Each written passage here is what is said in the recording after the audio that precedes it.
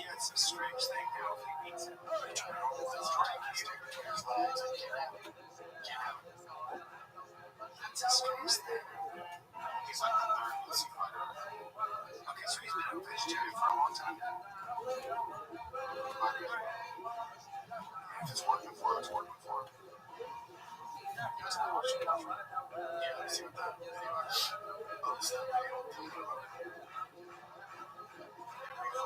Wants to be the best. For me, it starts with what I put in my body. Before I was plant-based, I was strong. But now, I'm not enough. Because strength isn't just power. It's heart, endurance, discipline. I recover faster. This is huge. This is what peak performance feels like. My brain works better. My mind is locked in. I'm not just fighting opponents, I'm fighting limits. To be the best version of me. Building stereotype now. Today. This is the future. Fuck the future. Is powered by plants. The fuck it is. That's his first team all Cessna. I cannot root for him. I glazed him for years. I'm out. I'm in that cut. That was a straw that broke the camel's back. I'm out. I can't carry this Cessna, man. I'm the camel that gave up. I'm out. He's on the beat the brakes up for the weather. He's ready. Like, oh, man, this is my wife. Watching his arms. He's going to have his chance here. We'll see. If his arms tries to stand and trade with him, so he can get it. Cover the face. So it's too slow. I think if I'm in Travis Gary's camp, and I should be, I would tell him, I want you to front kick the fuck out of his face. Kick him right in the goddamn chin. Just as honest, never seen that before. Not from Travis Gary. It's a I'm out.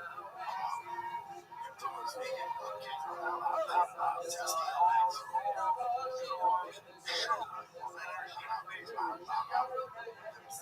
Okay, so what is Islam do?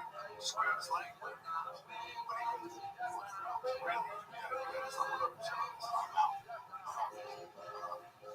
If you weren't out, if he was a meat-eating guy who actually believed that a man should be a man, like a traditional man, household, it's not. So now it's your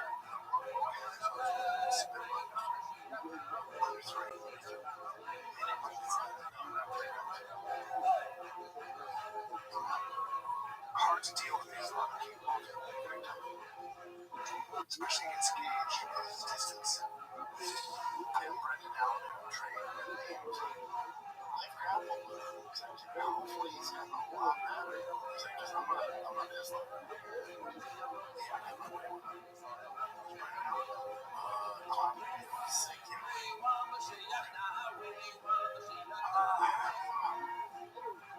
Just do the shit I just can't. Just do this. It's too testing for me. I like the devil. Testing. I'm out. Again. He's all the way to work. That's it. I'm going to say it. I'm playing. Let me show you this. Yeah. Because I'm sad. When did you run the world? And I repeated. You can't. I think, to your point, I think some of this telling him to do this, right? That is really much. You know much can't food because it seems like his wife is giving him the can't food to the kids. We can also like kind of the alive and it has to be taught. There's no way that's not. She's older than he is. She's probably very smart. Yeah. And was she a lawyer or something? Or is she? And she wrote a book on how real life.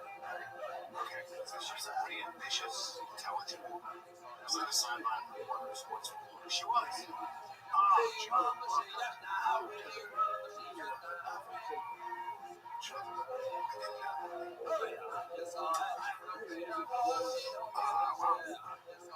find her very attractive.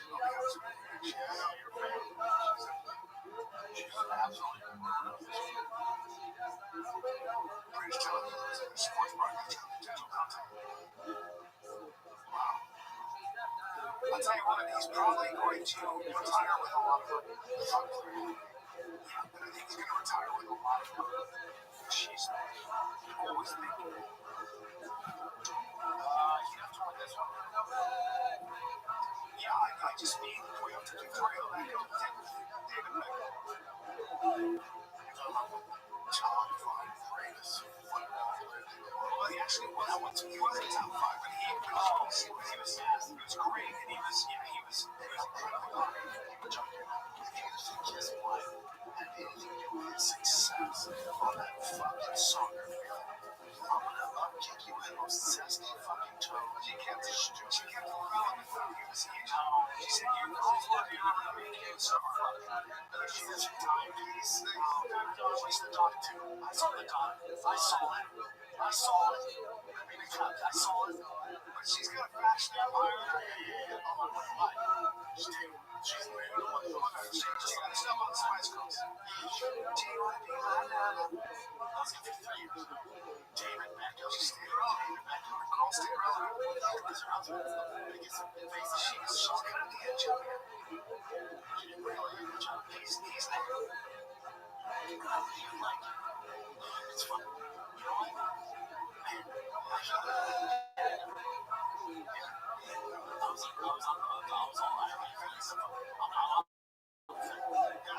so off the fence. No, because that's where I'm at. Please, just take it easy. Just please women around the world and people use that emotion. I bet you this next one. I think trans women should be in sports and watch. Just wait for the next video. I bet you that's the way this vegan shit goes. I need some armors, bro. You always need that's where I go. The one-stop shop. They're everywhere. It's O'Reilly Auto Parts. They have thousands of parts and accessories inside either store or online. So you don't have to order if you're in a jam. The team at O'Reilly's there getting sick of me. Your boy's always out there harassing them, asking all sorts of questions. So with your car expert or rookie, you find the professional parts made by O'Reilly Auto Parts are knowledgeable, helpful, best of all, super friendly. Join me at O'ReillyAuto.com/fighters. And when I do that, that's right, O'ReillyAuto.com/fighter. O'Reilly. Hello, and welcome to Pluto Phone. If you know the name of the movie you'd like to see, just stream it for free on Pluto TV. For all your blockbuster favorites are landing all summer long. Catch Anchorman, The Legend of Ron Burgundy. Fantastic. The Matrix Trilogy. Mean Girls. Titanic. And so much more. For Showtime, press nothing. They're free 24/7. For Pluto TV, stream now, pay never. The moment a body is found, the clock starts ticking. 48 hours before the trail goes cold. From A&E Grindhouse, this is the official podcast for the famous true crime series, The First 48. I'm Carter Roy. Every Thursday, I revisit a landmark homicide investigation in depth with long-form storytelling built for your ears. Listen to and follow The First 48 on Apple Podcasts, Spotify, Amazon Music, or wherever you listen to podcasts. If you lose it, tough. There are two possibilities. He loses bad, but he loses in a very close fight. So it's hard. I don't think he's like that's 2 years like 5, so maybe he's Jay Woods or something. Do you think he does?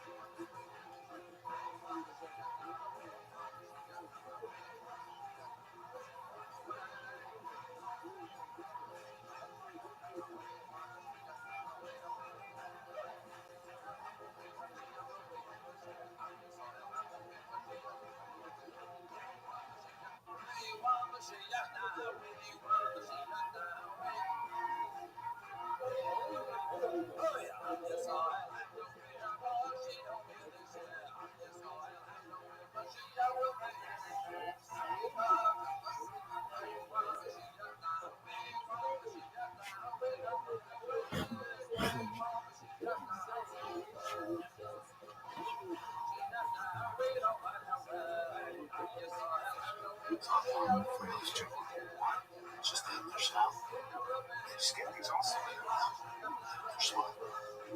Just wanted to make all the way. We're good. No dice. They have 500 fucking acres and 7 guns. They have a fucking school toilet. I'm good too. I'm good too.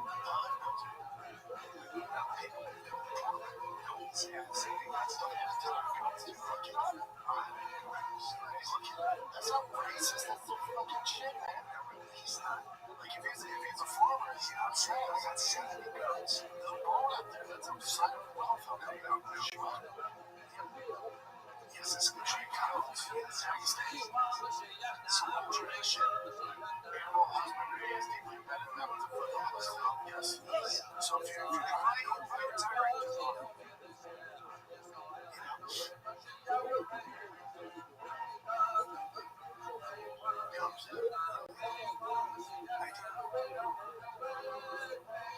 what do you think's got back?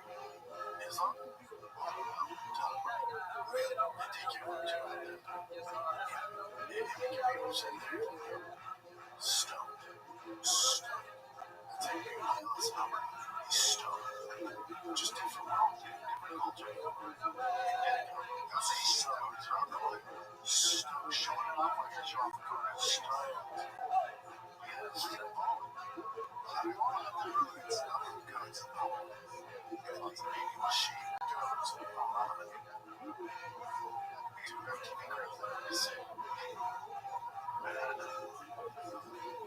Crushing out there. So for them, until they're big people.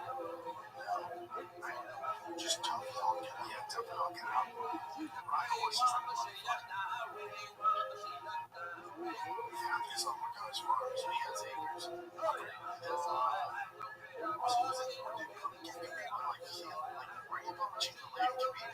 Come on. They got trouble taxes or something. That's what they're saying. What goes on with Williams Morgan? What's next?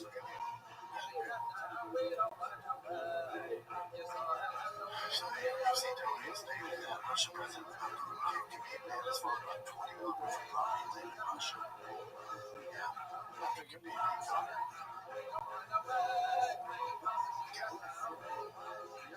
His personal residential property.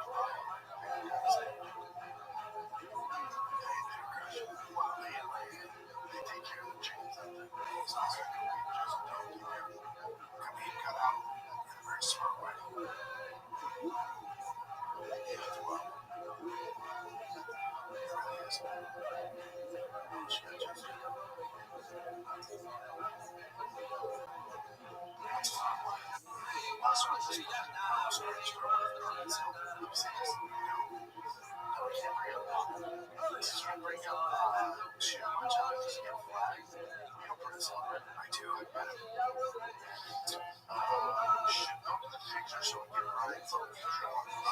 Self-mutilation. He's cutting pictures his face, his body, and his genitals. So latest video check this guy. Everybody, so this is the first time I've ever made a video like this, and I did this way because I wanted to try to show respect to this individual's family, because this is an ongoing situation. Essentially, recently, over the last hours, a very disturbing video has dropped of celebrity blogger Perez Hilton. It's various videos that have come out. I have every intention generally of trying to show these videos. I just couldn't bring myself to put this one out. Obviously, this individual is going through a very concerning psychiatric episode. And just trust God this. It's not worth it. As someone who's watched pretty much every band video that's ever come out, this one was incredibly hard to get through, and I actually just can't bring myself to do it. I just can't. But I wanted to let you know that this is an ongoing situation.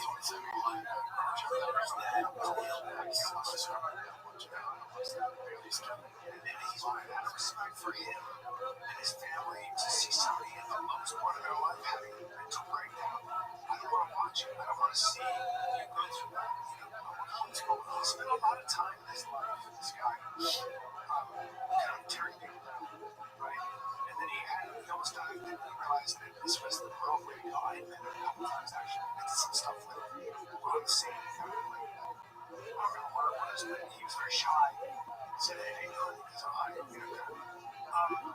he looked at me like I was one of those guys who used to be out in high school or something. Well, he's probably really insecure because he shits on celebrities. Very flat, very but this is also a thing. Like all these people that spend their time shitting on other people, it's not a great way to. It's hard to sustain that forever because it's at the end of the day negative. So he's obviously going through some shit. I feel that's just a mental.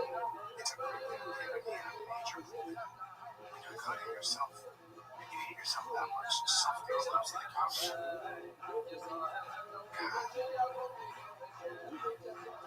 Well, that's right. This happened in celebrity in 2008. They would have had a field damage bond. Because they still deserves compassion. Yeah, it's true. You gotta give compassion as well. Yeah, I guess this is the other side of that. Of course. Yeah, that's how he knows that too. And that's part of probably what's going on. It still means you still have to have compassion for somebody. You still have to kind of go, oh, there. That's probably why he was going shitty. He's hates himself, got himself up like that. Damn. Did you happen to see a Jack Blake watch? No, I thought I saw that. Let's see. I can't see it. Damn, I'm still I'm pretty sure he's 3 kids. I don't think so. Just kids hard on talk shit all the time. So he's fake. I know, but it's 3 kids. I'm sorry. I'm single father to 3 children. Okay, they probably don't lose those kids. Oh, God, those poor kids. Man, they're crazy. I don't know how you help it. Yeah.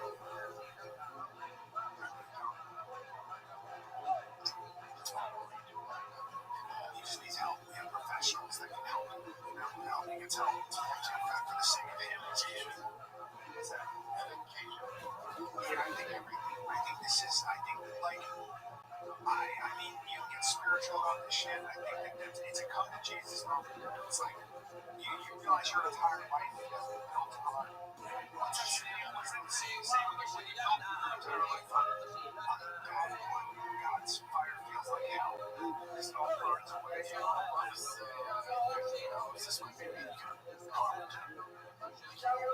Tired. That's Jordan Peterson. I'll get away with nothing. Yeah, the entire day killing shit on people, bringing people down.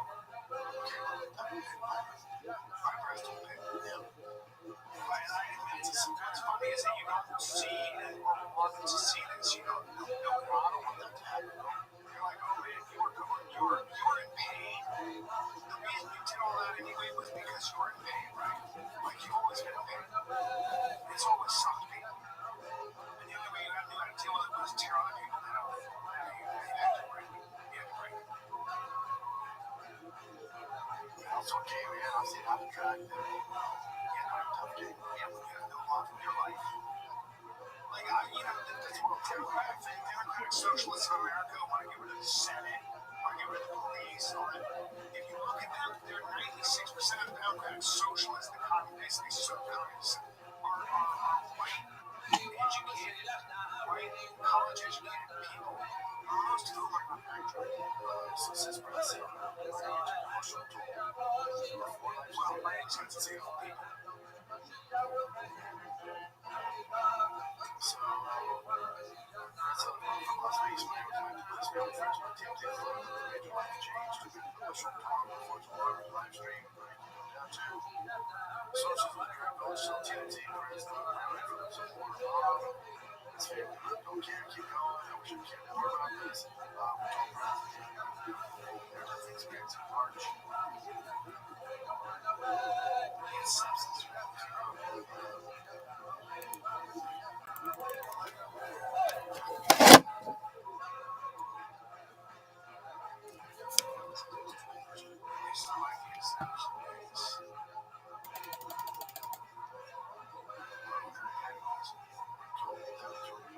Shout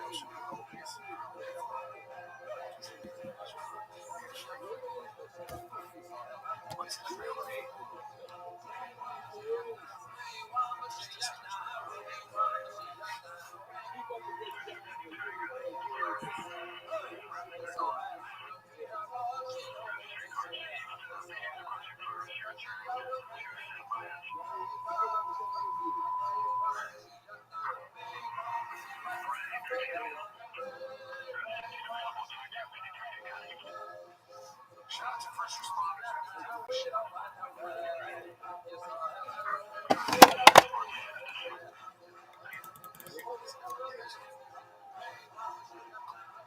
Was present.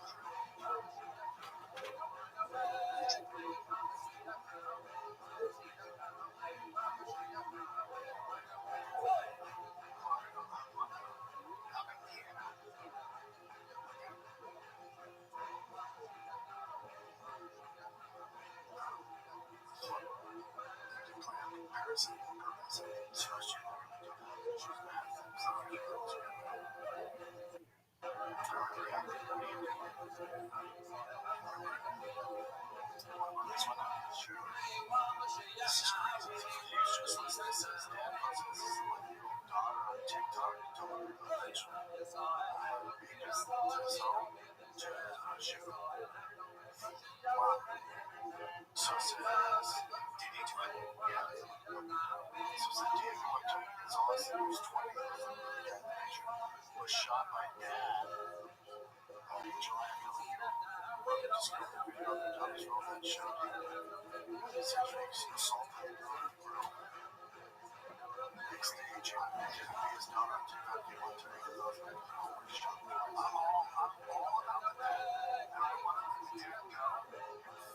'This guy, I'm sure that Joe Torre, the guy's a monster. Apparently recorded on the girls' phone. So he should die. Hopefully he has major complications or something like this scumbag. That guy keeps going out to jail. We'll take it out. Yes. Yeah, soon.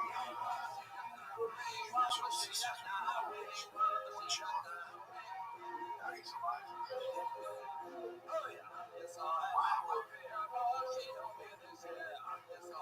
I shot him. It's not just a this I think he did. There's pictures.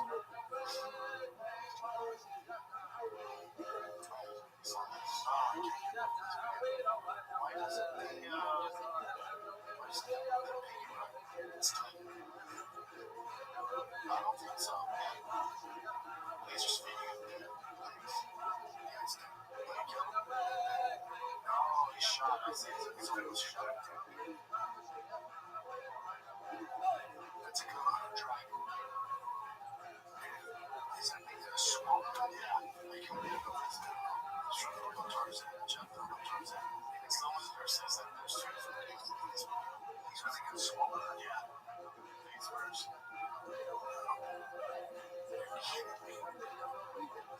Damn. Those things are fucking. See, that's a small thing. What's that? His tail? That's the worst. Oh my god. How do you enjoy it? You don't. You just swallow it all. That's wild. Birds do that too. All reptiles. That's crazy. Yes. Birds are the craziest reptile. Birds are so you watch birds that swallow a huge fish. You ever see that? This fish are slimy. This dude just swallowed a dry bird and everything else too. Nice. Show us an eagle or something swallowing something huge. You're right.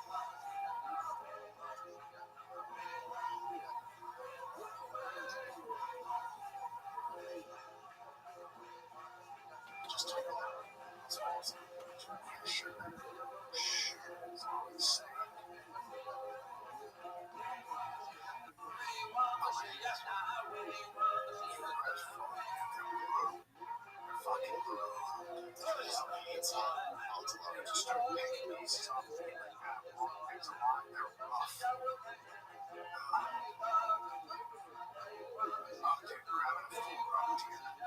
We saw these before. Yeah, it drops it off.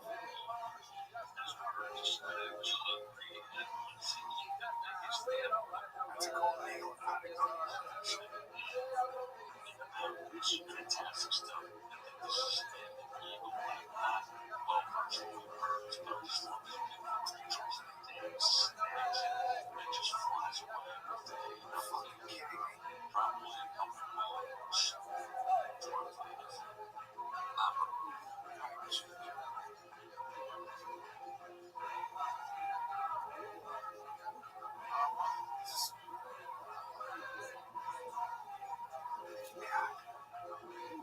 Also, this What's Post. So recently, someone died from UFC. And they posted. I see it now. He like an hour. I think it was 2 hours later. He posted this. Right now, it's not.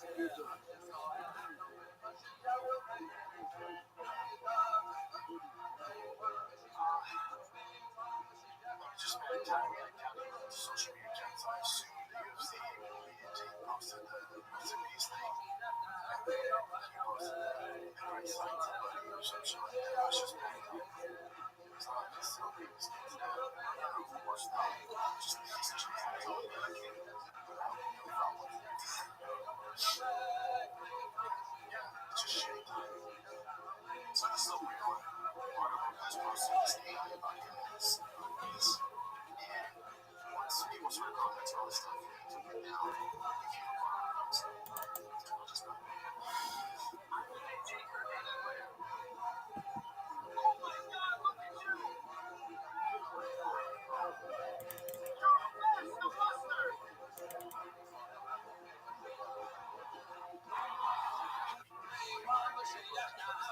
You know what they're comparing it to?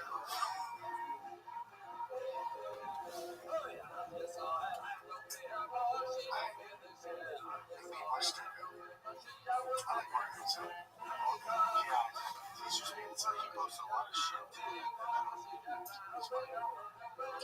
That's how other people. That's not how he's harmless. Yeah, it's just like, okay, so many Dodgers games. I'll say that one is.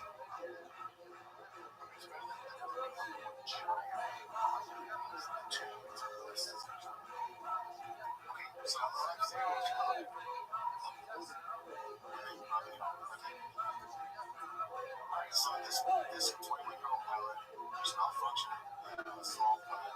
So she had to land on the freeway. But we've seen this kind of stuff before, but this one's crazy. So I'll just play it. Yes. Look how far she is from that. Florida highway. Wow. That's fantastic, dude. This small aircraft, they just need time. After a full experience in mechanics and welding school.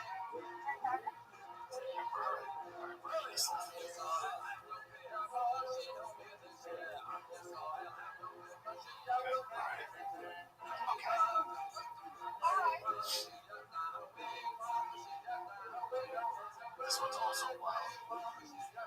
Oh, this was nuts. See this? So in Russia, there's this drone fight, right, going on? Drone fight, like Ukraine is using a drone to fight. So now the Russians are coming into Ukraine and just killing civilians.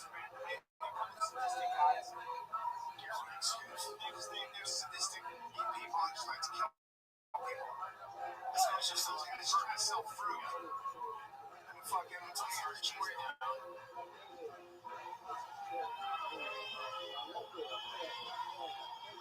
And yeah, this is just shithead. This is shithead.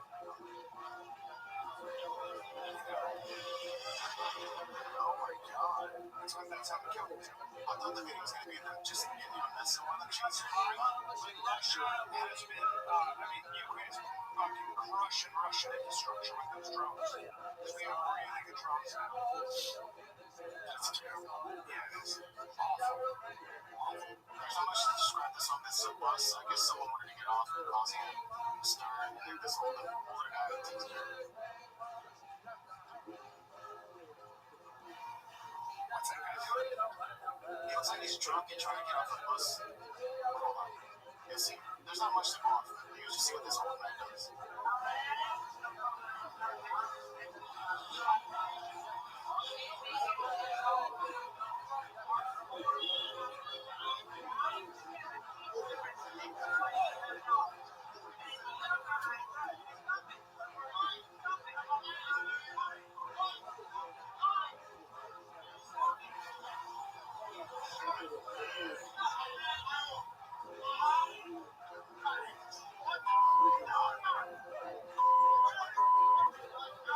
What's Trump? The guy in the shirt. That's not good.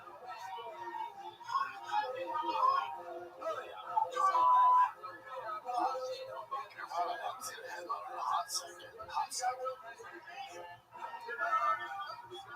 That's pretty much it. But yeah, he didn't just headbutt him. He actually was on the ground. He launched his body to him. I leave a mark. He did. Leave a mark. Headbutt's good. Alright, I'll show you this one. Since Jonah Hill's been making rounds on the internet, it shows him doing some jiu-jitsu moves. This is a very quick one though. I love this. This is old though. I just see some white belt. This is not the most athletic fella.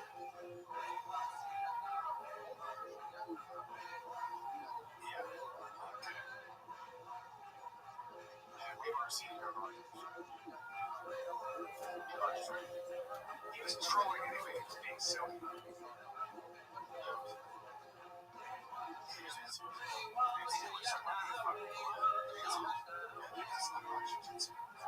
No, he's silly. He's silly. This guy reads his name. This is on ESPN, by the way. I'm seeing Mike McCarthy. Can you tell us about the mindset of coming into last season? Like, that's a real thing. It feels like, is everything better? Is everything funner? Is everything more awesome? Like, how do you do it? How do you play the fifth? How do you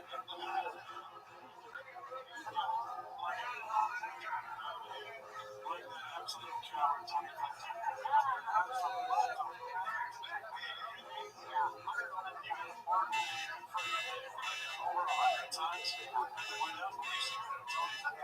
Science.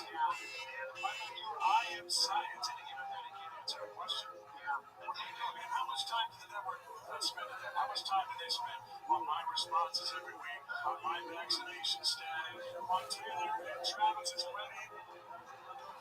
Yeah. Did they do even a minute? Did they do even a minute on Tony Fauci?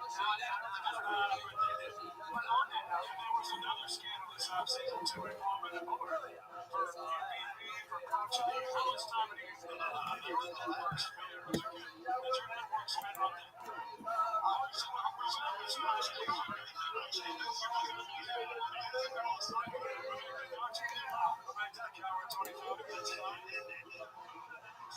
Time's up. Writing it down about how fun it is to be famous. You gotta be kidding. Okay, so on that note, what are you gonna say about me now?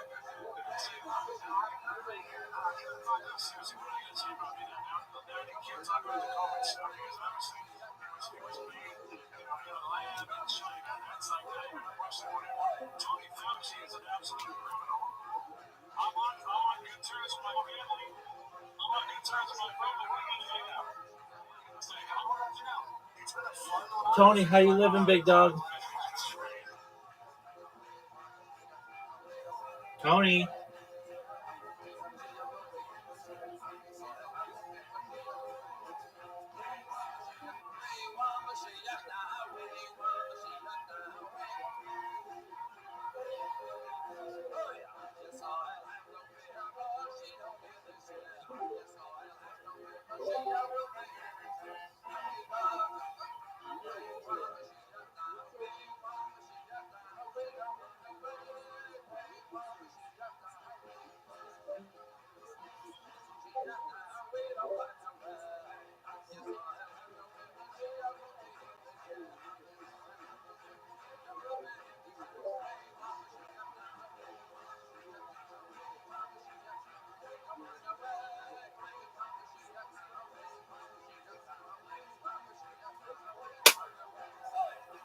Yo.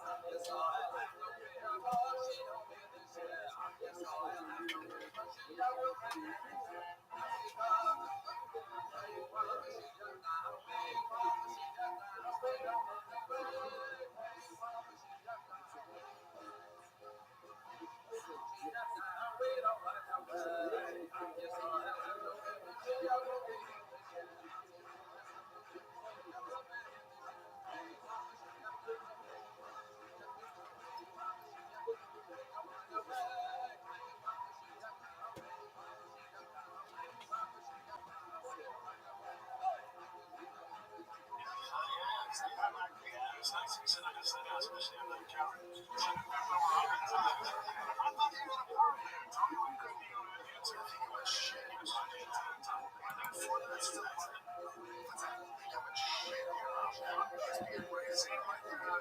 Same with so many athletes like that. My favorite television show. I know what I'm saying. Dodgers keep running for me. Runs the jerseys. They just man, just celebrating it. Oh my god. Where are they at now? Where are they at now? Is there any coverage of Fauci? No, nothing. No, of course not. Because the Aaron keeps talking about he's like using right now. Aaron keeps going. He keeps talking. We have a very real culture war going on. We always have. This is like you got straight up socialists.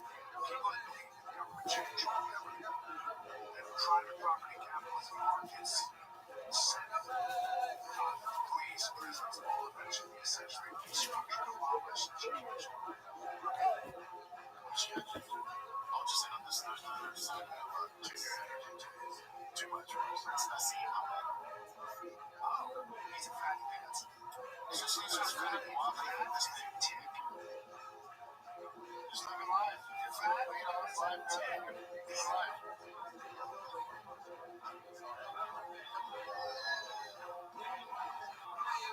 Look at how fat he is. I love it. God, pretty much it. I think probably weighs 100 pounds more. He looks like he's big. Yes, he wanted 100 pounds. He looks like he's 35 pounds lighter.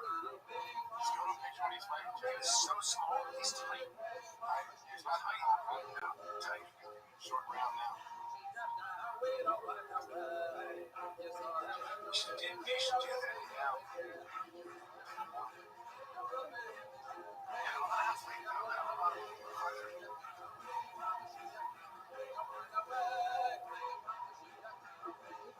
he's tiny. 5'6". Just living life, man. 5'5". Just living life. All day. He's happy. I4.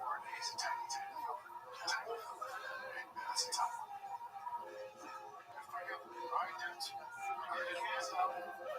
Take it, buddy. And be in Braunfels, Texas, and they're out of Florida. Miami, August 28, 29, 30 tickets in Braunfels, Texas, August 21, 22. I'm excited. All right, kid, that's it. All right, kid, we're out.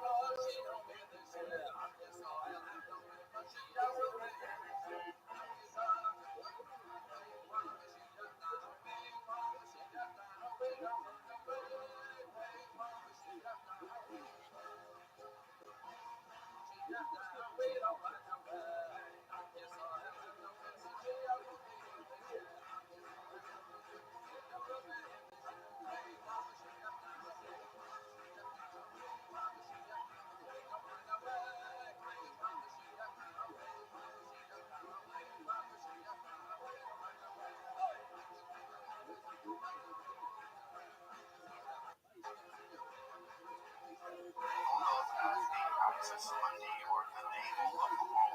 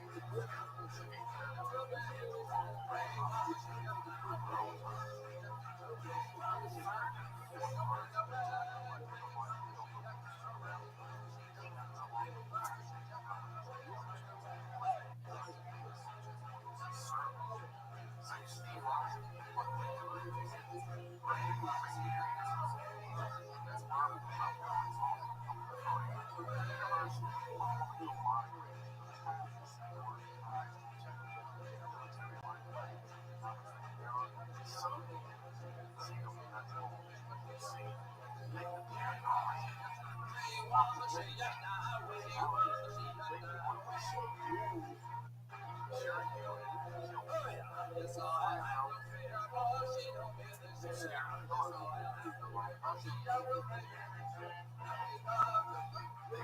best players. Shock trip. So let's do it. First round, force launching combat.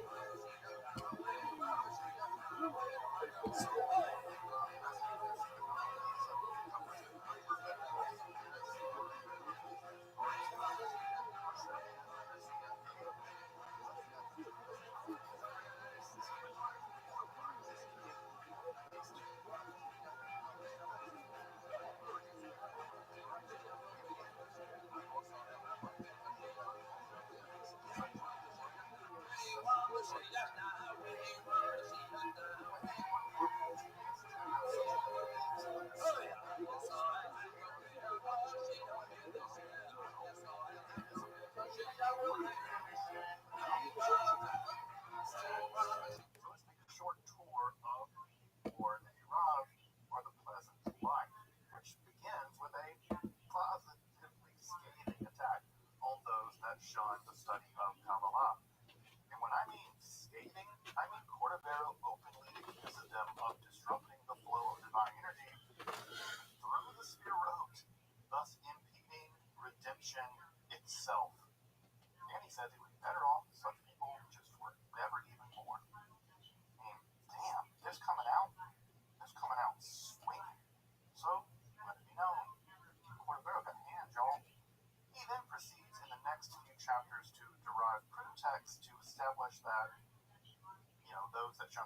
Kabbalah are nothing short of sinners, actively working against the divine and preventing redemption for the rest of us. Thanks, guys. These first few chapters also give the reader their first real chance to whet your palate in Kabbalistic theosophy, but also in the general mode by which Kabbalistic arguments are established through proof texting. So, immediately one gets a sense of what's at stake in Kabbalah. Well, nothing short of the final redemption of reality, but also the methodology of establishing these kinds of truths through exoteric and esoteric argumentation, employing a range of Jewish scriptures, especially the Sefer Zohar. He divides these redemption-blocking, shunning people into three groups: those that deny that there's any esoteric dimension to the Torah at all. These people are just basic, simple-minded morons. The second group of people are those that think that such esoteric dimensions do exist, but they put off such study, arguing that not until they've mastered every other form of knowledge under the sun, from the Talmud to astronomy, should they ever study Kabbalah. Here, Cordovero just argues that the perfect shouldn't be the enemy of the good, and that given the stupendous metaphysical power of Kabbalistic study, one must get the best foundation you can and get to it. Start studying as soon as you can. Study the Kabbalah. We got redemption here, folks. We got to do this. Finally, there are those that argue that such studies will lead one to heresy, especially without a wise teacher. Again, Cordovero here is immensely practical. Wise teachers of Kabbalah were rare then, now, and he argues that it's better to learn on one's own rather than not learn at all, waiting around for some teacher, even if that leads to incorrect ideas at first. Even if it kind of leads to heresy at first. In fact, he actually takes it that serious study will ultimately be guided by nothing short of divine aid. God will come help you out, and that's certainly better than to have no teacher than a bad one. I mean, with no teacher, you kind of get the divine to help you, and yeah, that ain't nothing. But about poor and false teachers, of course, Cordovero acknowledges that the study of Kabbalah can lead a person to heresy, but this really concerns him more about teachers than about students, and the distinction here is pretty important. While a student may learn something incorrect or come to a heretical position or learn things poorly, they can still be corrected through more study or a better teacher. But a teacher who arrogantly thinks they've got it all figured out really causes significant damage. Thus, study should be encouraged, but we should be suspicious of so-called teachers and vet them accordingly, especially ones that put themselves beyond reproach, claim to have all the answers, or refuse to be corrected by a wiser teacher. But how can a beginner recognize such a false teacher of Kabbalah? Cordovero notes that any teacher of Kabbalah should be skilled in dialectic or appeal pool. They should be able to make logical arguments and defend them logically and publicly. Secondly, any such teacher should have a firm foundation in classical, biblical, and rabbinic literature, obviously in the original languages. And finally, and in some sense maybe even most importantly, they should be learning and teaching Kabbalah for the sake of the redemption, and never for the sake of their own pride, vainglory, or ego. The failure of any of these three criteria means that that person should be disregarded completely as a teacher. As you might imagine, Cordovero doesn't have much kind to say at all about these so-called teachers. In fact, he likens them to the hideous, demonic Klipot, the husks of reality left over in the residue of creation. While real trees bear fruit, these wretched teachers only grow evil husks, thus spreading their corruption throughout reality. We're also told that teachers must be really careful in selecting students, because selecting the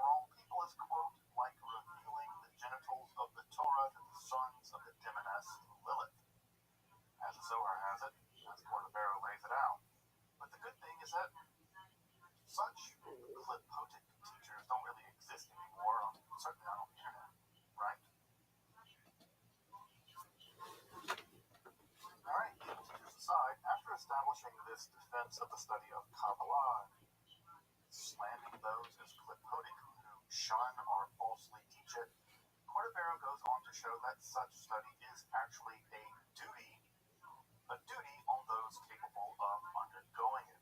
In fact, he really leans heavily here on Maimonides.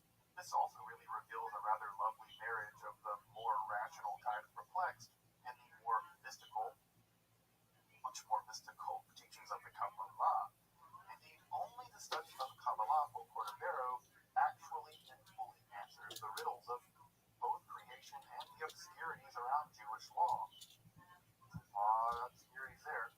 Something which philosophy just can discuss, maybe aptly discusses it, but it cannot on its own solve those dilemmas.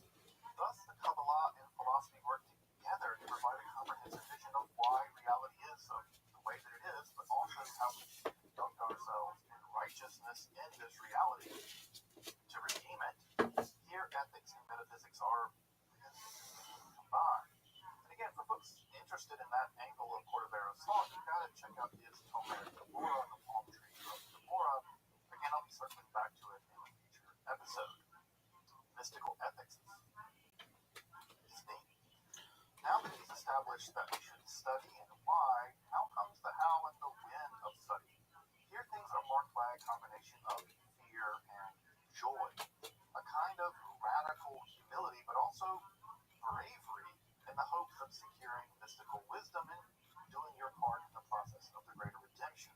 Cordovero notes that one should avoid books purposely written to obscure their meaning. He simply has no time for obscurantism. Too much is at stake. Such books filled with riddles and metaphors are just meant to pump up the pride of the author, confusing the reader in the interest of making the author seem more wise and more enlightened than they probably are. Again, Cordovero links clarity with piety and wisdom. Again, the point of the Kabbalah for Cordovero is ushering in the final redemption of reality, not showing off how smart you are with flowery, dense, and opaque writing. Hey, Continental Philosophy, y'all listen to this? Heidegger, Deleuze, y'all out there? Listen to our buddy Cordovero. So, where to start? Cordovero actually provides a kind of preliminary reading list zeroing in on specific sections of the Zohar with a foundation in the Sefer Yetzirah and the Sefer Bahir. Now, if you're curious about those texts, I've actually done an episode on them. You can dig into those topics in the cards above. Now, interestingly enough, Cordovero seems to think that the Zohar on the sections of Ruth and on Lamentation actually predate the corpus of the Zoharic literature. And even more interesting, he seems to have access to Zohar on Esther, which is no longer extant. No one seems to have ever seen this aside from Cordovero, and it's kind of unusual that he mentions it. Further, he also encourages the study of Maaseh Bereshit and Maaseh Merkavah, or mystical accounts of creation, in the mystical journey to the divine throne. These, of course, are pre-Kabbalistic forms of Jewish mysticism, which actually date to the late classical period. Again, you can check out my episodes on those topics in my playlist on Kabbalah.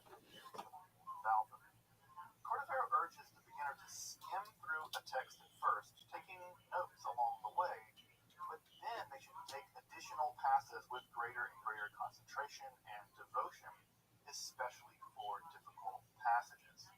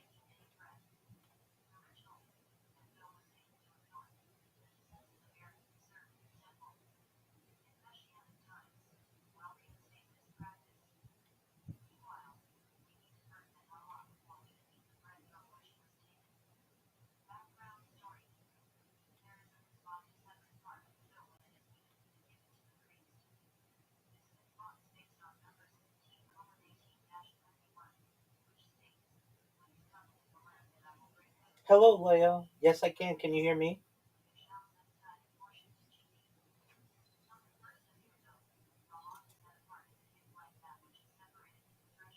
You sound clear to me.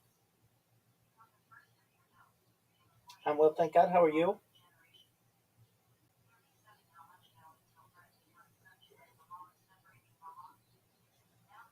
I am, absolutely. About 5 years.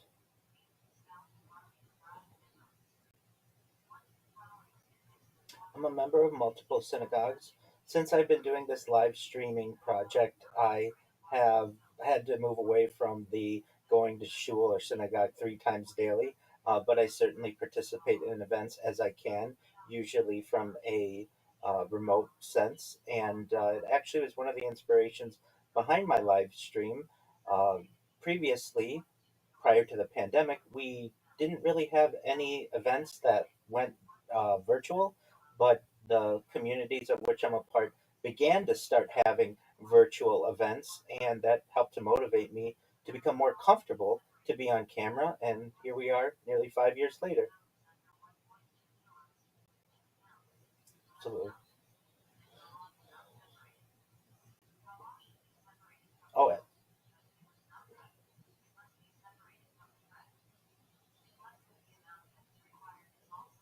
yes, absolutely. I teach at least an hour Kabbalah class every day and have for since I turned 40 years old, so that's 223 days. And I plan on doing that the rest of my life. So, of the 24 hours a day that I archive, at least one of them is focused solely on religious teaching. And then additionally, I have the different services and prayers that I daily perform, and certainly blessings on food. And so I give the world as best an opportunity to see a portal into the life of a religious individual as well as someone who is a scientist.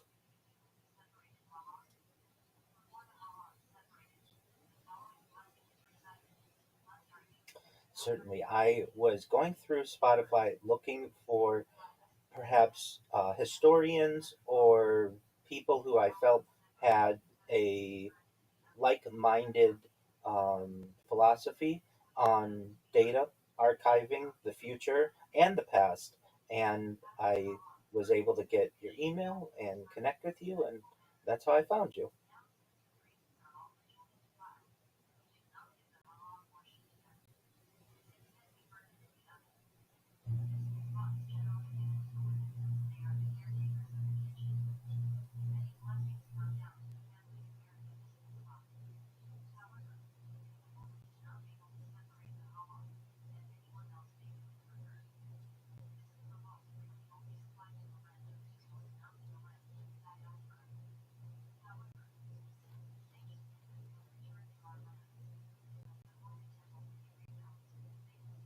I really appreciate that. It was extremely informative. I did my research, I did my homework, so I'm prepared to address the topics that you provided. And in terms of anything that I'd like to show, if possible, perhaps when I'm doing my introduction, I'd like to give the listenership the ability, and I will just show them using my screen of my live streams of how they can find me and what they look like and all of these different live streams that I have going continuously. Would you mind if I showed them this?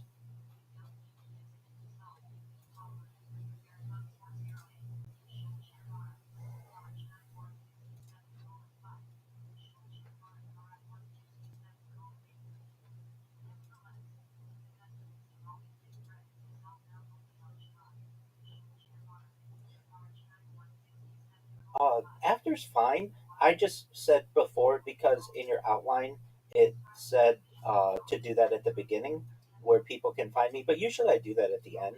So that's totally fine.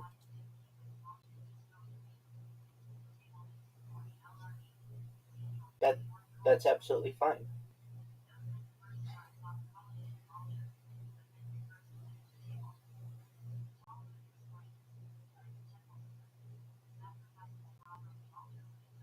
Absolutely. So in the beginning, I'll just give a brief overview of what I do, and then where people can find me will be at the end.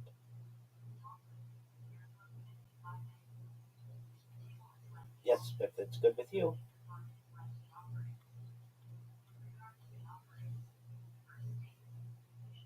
Great.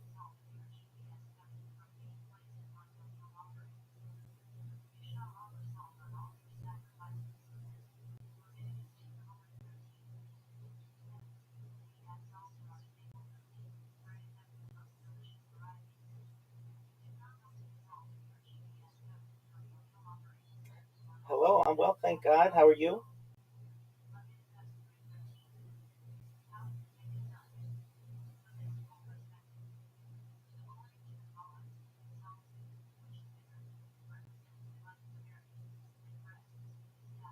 That's okay. Take your time.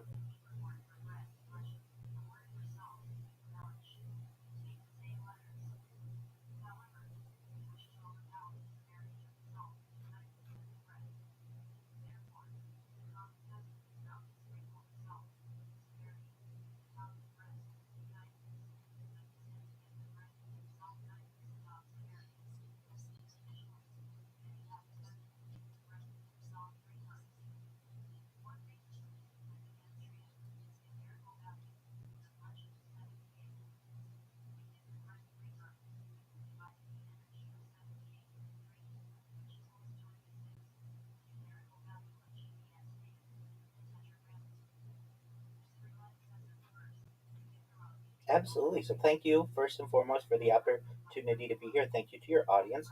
I'm Rabbi Rothschild. I stream my life 24 hours a day, 7 days a week, 365 days a year for world peace. I've been doing so for more than 4 years. I'm approaching 5 years. My streams go back to the pandemic. We've seen the death of a queen, the birth of AI, the coronation of a king, and everything in between. This is a real life Truman Show, a real life Big Brother.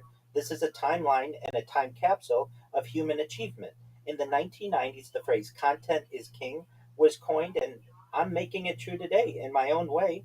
The reason why this project is so important, or one of the reasons, is that in 2017, The Economist magazine stated that data had overtaken petroleum as Earth's number one resource. And I have more data archived on the internet than any person ever, which is making me a very influential person. I'm going viral, and when I do, I'd love to reward you. I'd love to reward your audience by monetizing the data, in addition to ensuring that it's preserved for free. But I'd like to be able to use the platform that I've created for good to help end things like world hunger through the use of technology, such as agricultural drones, floating greenhouses, saltwater greenhouses, hydroponics, vertical farming, cloud seeding. I'd like to help end world thirst with technological inventions like desalination, where we pump Earth's seawater onto land to make it drinkable. So this project is much more than just the story of my life.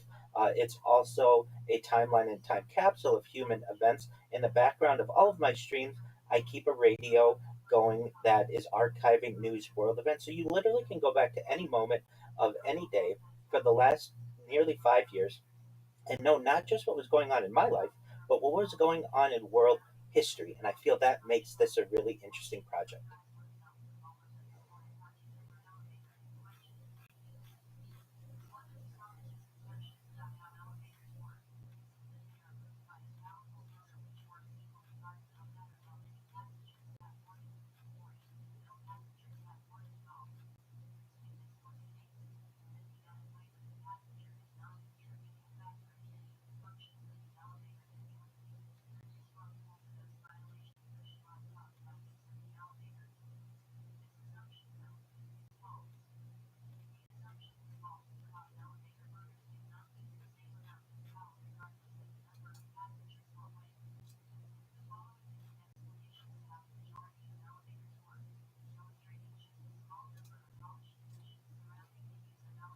That's absolutely right. I'd like to introduce the audience into some of the terms that uh, of which they may not be familiar, but they will be emerging as not only our conversation takes place, but certainly over the course of the coming years in terms of what I'm doing. Generally, it's known as life logging.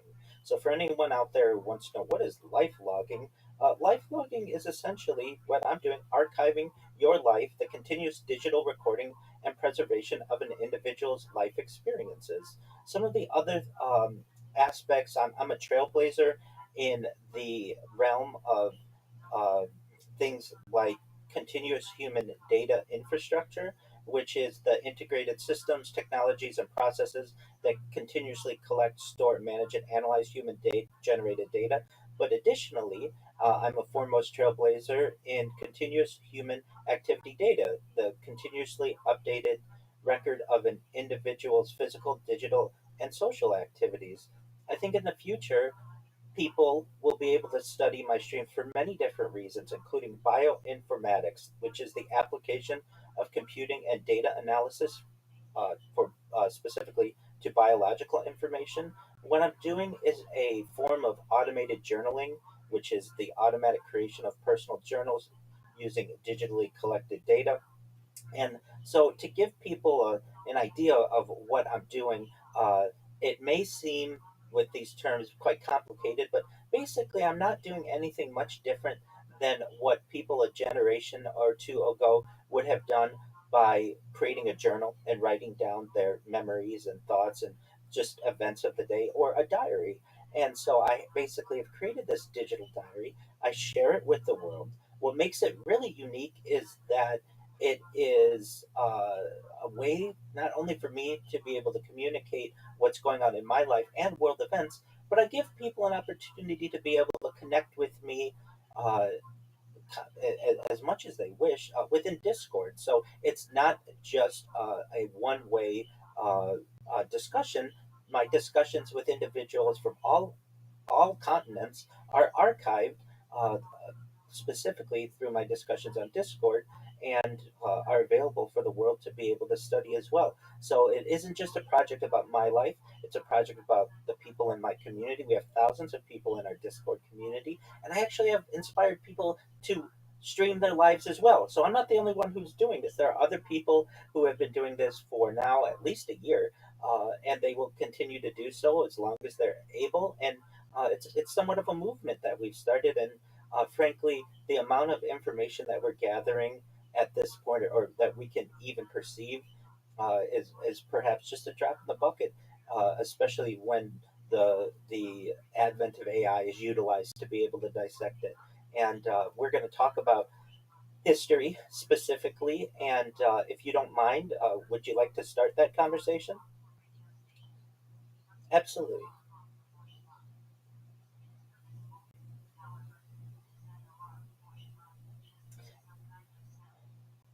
Yes, absolutely. So this is the world's first known analog computer. Essentially, it was uh, first discovered in the early 20th century in a early 20th century, uh, and it was discovered in a with by scuba divers, and it um, scientists basically don't know exactly everything about it, but it uh, basically was a computer from about 2,000 years ago that was able to detect certain celestial arrangements, and also perhaps also be able to plan different Olympic Games every 4 years or so. And it's called the Antikythera mechanism because it was discovered off the Greek island of Antikythera. And this is a small island located between Crete and Kythera in the Mediterranean Sea. It was an accidental discovery. In 1900, a group of Greek sponge divers from the. Uh, I have my notes. Sure.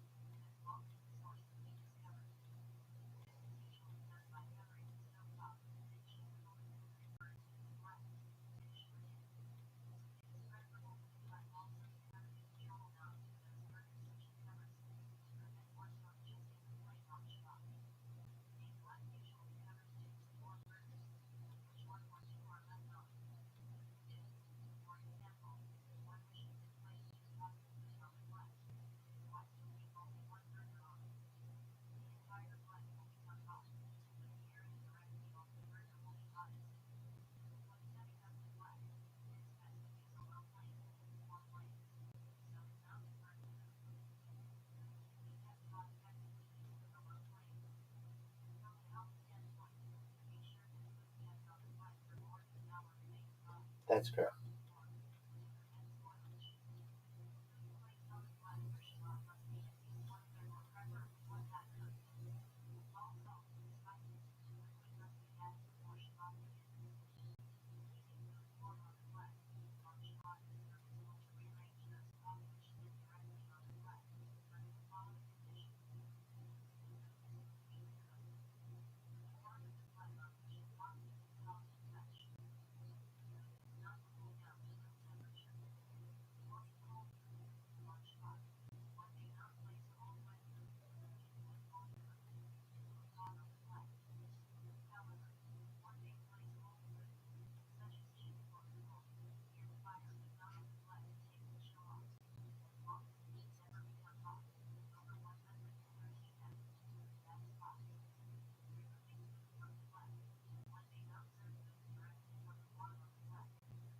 It's an excellent question.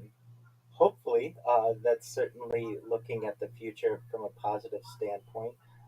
We have redundant systems, especially servers around the world and data farms, that if there is any type of catastrophic global incident, hopefully the redundant backups will allow for the information to be preserved.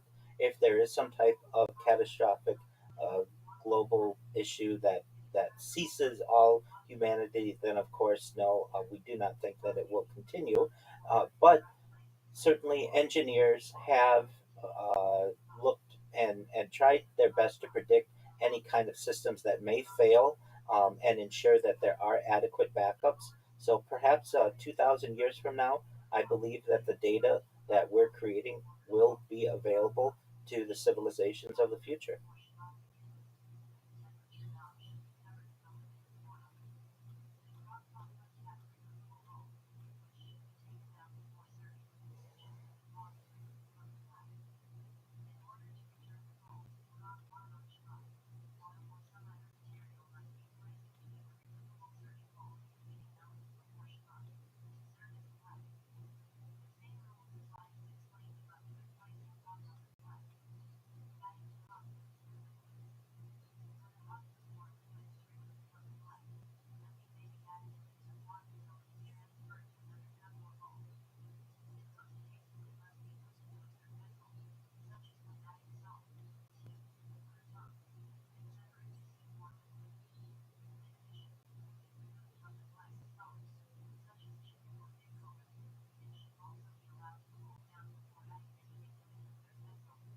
It, it depends how it's preserved.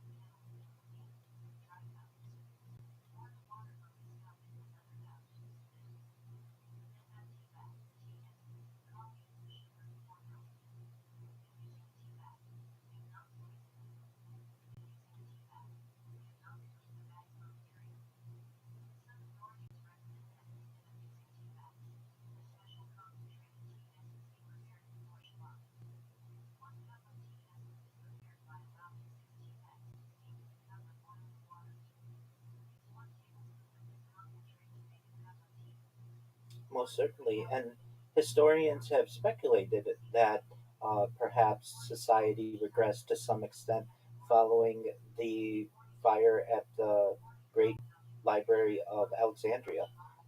Perhaps some secrets like the Baghdad battery and its um, true um, uh, its true nature have been lost, and really scientists have only been able to speculate. With this discovery that you were absolutely right happened in 1900, which is the tail end of the 19th century, and then the development and study of it into the 20th century, it still is of some mystery. I believe in 2005 scientists and were able to scan it and actually remove some of the layers and reveal some of the writing But really, at this point, we still don't know all of its uh, all of its necessary realizations, what exactly it was for. But we do have the ability to speculate that it was as advanced to be able to predict eclipses, certainly perhaps the Egyptian calendar and the Greek calendar, and as we previously said, the Olympiad to some extent. It was almost like a Google Calendar of the ancient times and the ancient Mediterranean. And these types of discoveries were only available because of a tragedy, a ship that sunk in the Mediterranean that allowed scientists to have this information preserved. Who knows what is still beneath the uh, the waves of the sea, and what else might be preserved? I am someone who is very positive towards types of technologies like lidar and ground penetrating radar that allow scientists to be able to pinpoint exactly where potential discoveries may be without causing major environmental destruction to a surrounding area. And I'm hopeful that other types of discoveries will be made over the course of our lifetimes.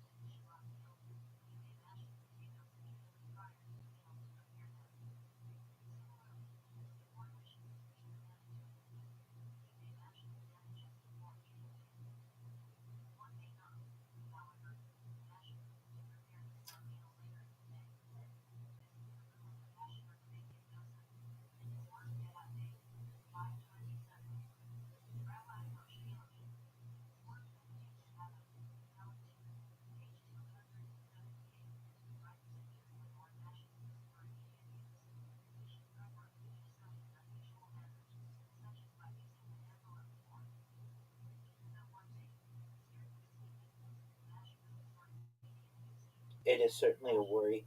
In terms of the mechanism, I believe it was precision cut bronze, and you're absolutely right. The accuracy is astounding for thousands of years ago. And could metallurgists even today be able to create something in a similar fashion with as much accuracy? Chances are probably not on the first attempt. This was something of very skilled tradesmen, craftsmen, and people who had generations, perhaps, of knowledge that was passed down, much of which has been lost. And that's unfortunate and can cause regression to civilizations. I personally feel that the ability of having redundant backups in the modern day will allow us to preserve much of the information that we have. But there are skills that really today are already becoming obsolete, and coding is one of them. It isn't to say that coding won't be something that's important to future generations. It will be, but much of it will be with the aid of AI and the guidance of AI, and this is good and bad. Yes, it is a skill that people won't rely on as much, but additionally, it is something that has many positives that people won't have to be educated for many years, and all of the different issues that can occur throughout a software engineer's coding lifespan. And this will be able to be created immediately, instantaneously, and perhaps most importantly from a coding perspective, with exceptional accuracy. So there's good and bad with the loss of this type of knowledge. Perhaps, hopefully, along with the data that we are preserving, the knowledge of coding will continue into the future, and people may perhaps want to look at coding from a history standpoint in the not too distant future, as it is becoming less and less relevant with the rise of AI.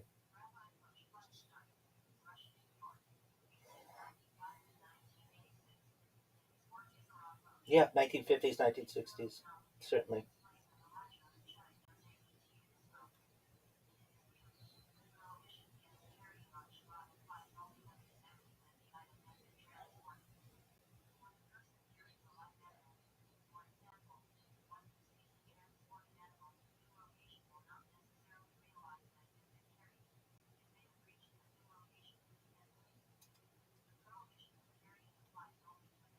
That's right.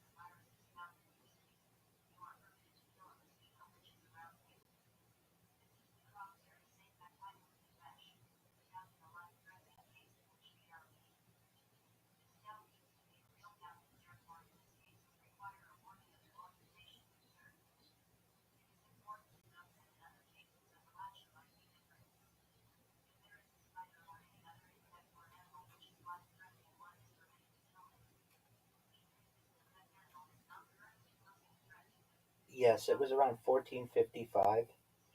What That's when the Gutenberg Bible was published. So, and the years subsequent to that.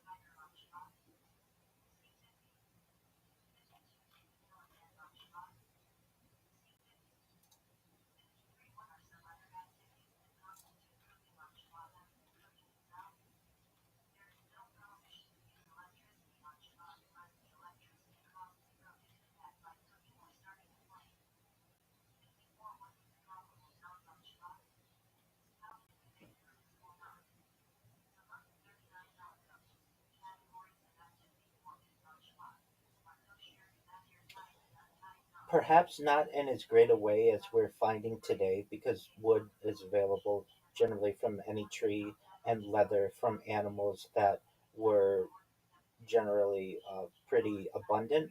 But the idea of in combination and with the specificity that was needed for movable type certainly created different resource shortages in a similar way that AI has created resource shortages today in terms of RAM and water and energy and real estate because of the needs for these large data centers and servers to be able to operate. So, in many ways, there are similarities between the resource scarcity that was created during the time of Gutenberg, specifically 1450 to 1455, and perhaps today from 2022 or so until 2026 and moving into the future.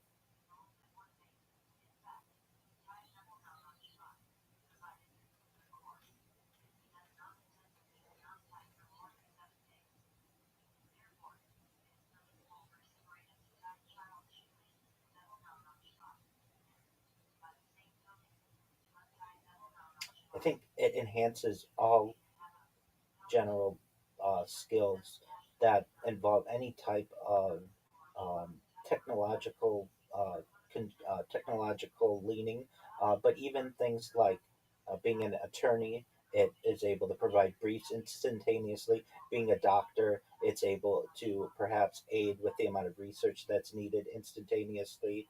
Things like customer service, it's able to completely replace customer service agents. Things like program managers, software engineers, coders, it either has replaced their positions completely or for those positions that continue to exist, it allows people to enhance their skills. If anything, it's almost like a some type of supernatural addition to someone's skills that allows more accurate and faster production for any individual.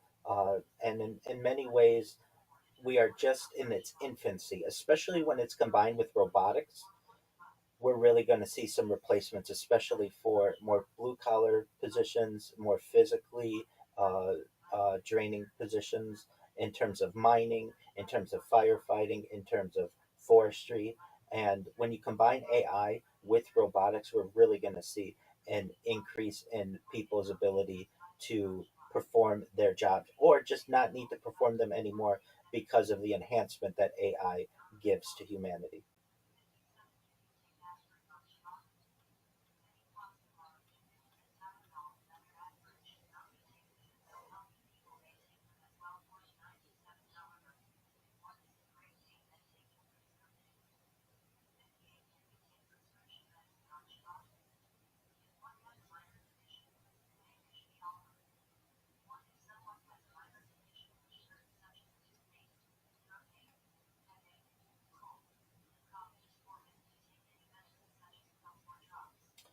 Well, I think any person's skill can be enhanced because of the speed and accuracy of AI.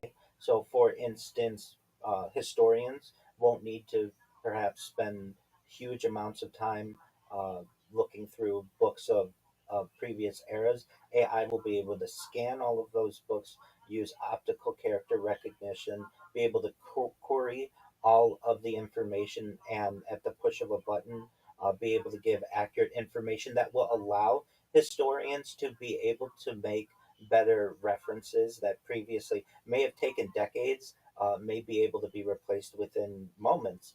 Uh, Things like being a teacher. Certainly in the past, it takes a lot of skill and a lot of experience to be a good teacher.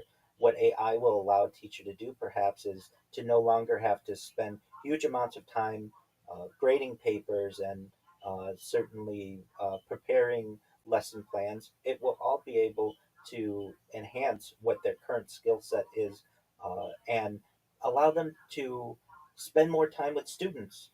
Perhaps now we're moving to a digital world and we're moving towards virtual classrooms and such. So the idea of what it is to go to school may change over the course of the next few decades. But generally, whatever type of employment a person has, AI will give them more enhanced skills so that they can focus on perhaps more soft skills that AI isn't able to completely replace at this moment. But given enough time, AI may be able to do all of these things better than a human.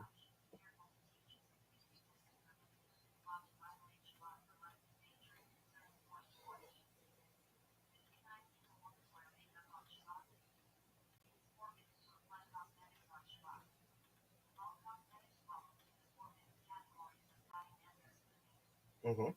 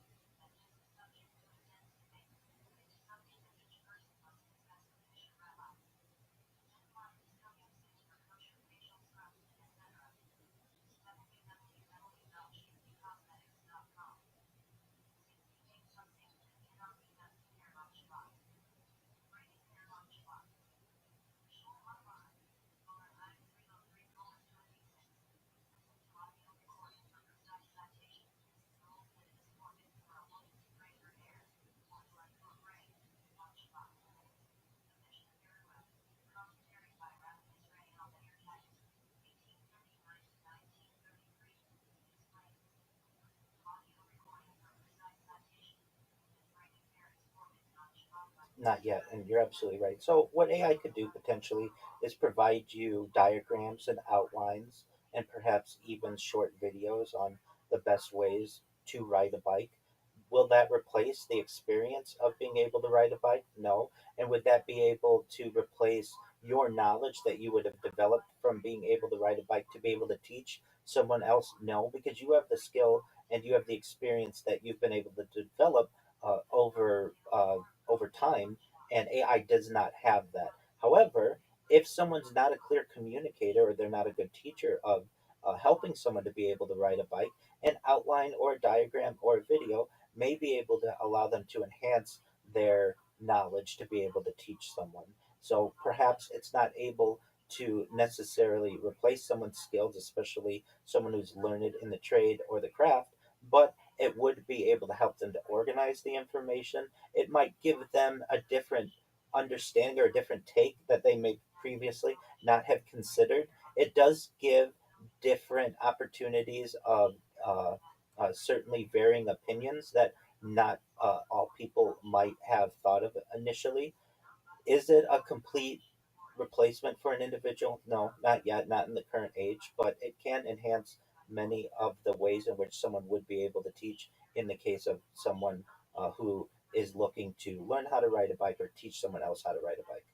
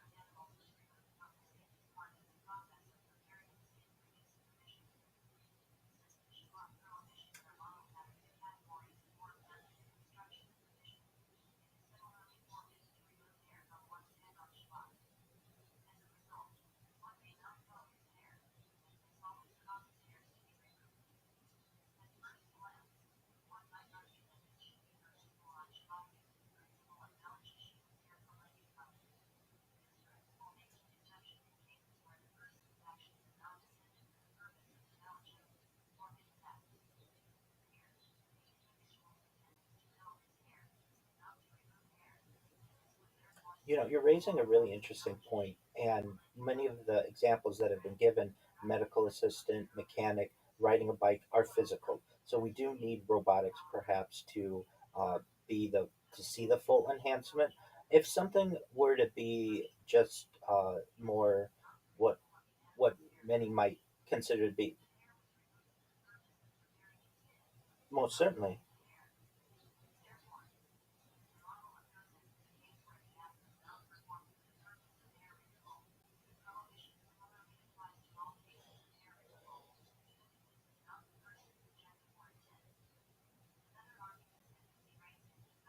Yes, and I was going to give an example similar to language or being a poet or an author.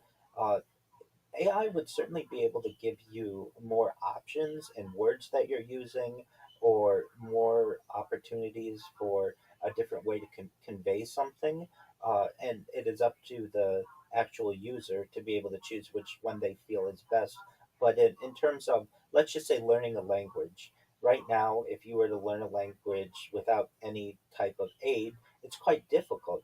When you could go to AI and ask it for a series of glossaries or dictionaries that it could provide for you specifically on the topic that you want to enhance your vocabulary, that could be very beneficial. And I think it's probably an easier example that we're giving than something that's much more technical, like being a mechanic or drawing blood or even riding a bicycle. So we may find that the the task depends, or how beneficial AI can be depends on the task. And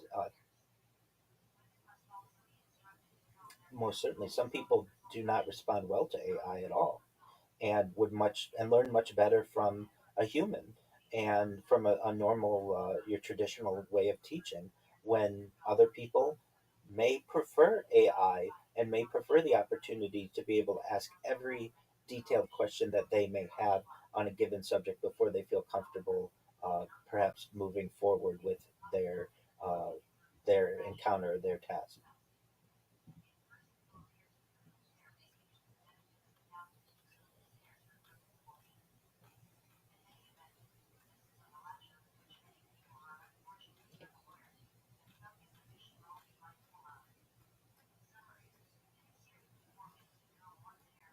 Yes, I absolutely do. Uh, One thing that the Gutenberg Bible and movable type and the printing press did was it democratized ideas, and specifically religion, and caused governments to fear new technology. The this development, more than 500 years ago or more, basically allowed for political criticism to spread, certainly religious disagreement, and rumors. And we're seeing the same thing with AI today. And I know I have seen AI be censored, and I've done my best to archive this journey. I was using AI, or I was live streaming my life 1 year before AI really became in the consciousness, or the zeitgeist of Western society. I started my live streams in fall of 2021, and in November of 2022, I was an early adopter of OpenAI's ChatGPT, and I was a user on its launch November 30th, 2022. And I've been able to see its development. And there were actually ways that you could jailbreak AI using different modes. One was known as the Dan mode, do anything now, where AI would ignore its strict security features, and would basically work like an open-ended large language model. And I can tell you the different answers that I would get in terms of, like, something like vitamins. What vitamins does a person need, or what are the best vitamins that a person could take? With the unadulterated large language model, it would give me a list of hundreds of different vitamins. But when the system was censored, it would only give me about seven of them, which I found to be very interesting and have documented over the course of my live streams. And in the same way, we're seeing this type of censorship even more, in terms of any kind of political opposition. And maybe there do have to be some types of censorships in terms of protecting individuals from not harming themselves or harming other individuals, but we do see a direct correlation in the same way that the the printing press was suppressed in with AI, and we see it in terms of how many tokens people can use, how often certain queries could be made, the topics that people on which they can publish. Uh, so there is definitely, I feel, a direct correlation between the censorship of hundreds of years ago and the censorship that we're seeing with AI today.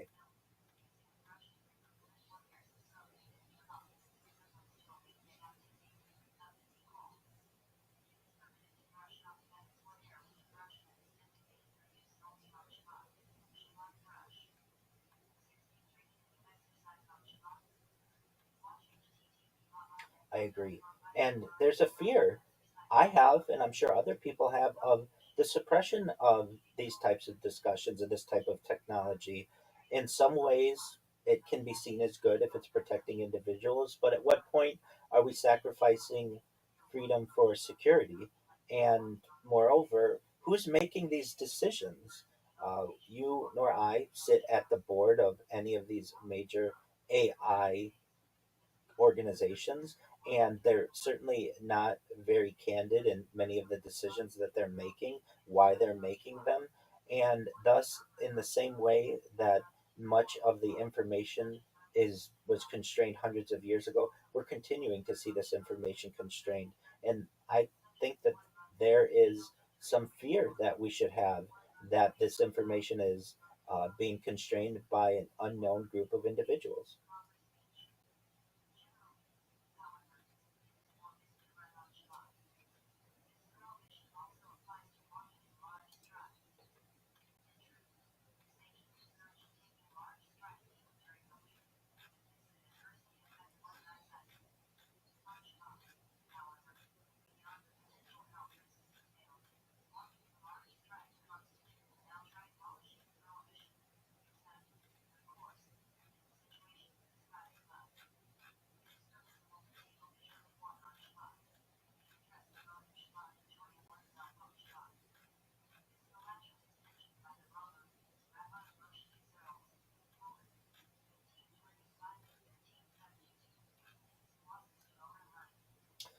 I do see the similarities that we're seeing in how the automobile was a development that is in a similar way to what we're seeing with AI and computing, or the assembly line. Sure. And these types of manufacturing processes and dividing things into steps and ensuring that there's continuous improvement helped us to be able to develop our modern day systems. So I'm in agreement with that. Um, this is a significant historical event, and the process is much bigger than just the automobile. You're absolutely right. It is the assembly line in general and just an organized workflow that previously was not as organized and or I should say as analyzed as it would be in the beginning of the 20th century moving into the 1920s and such.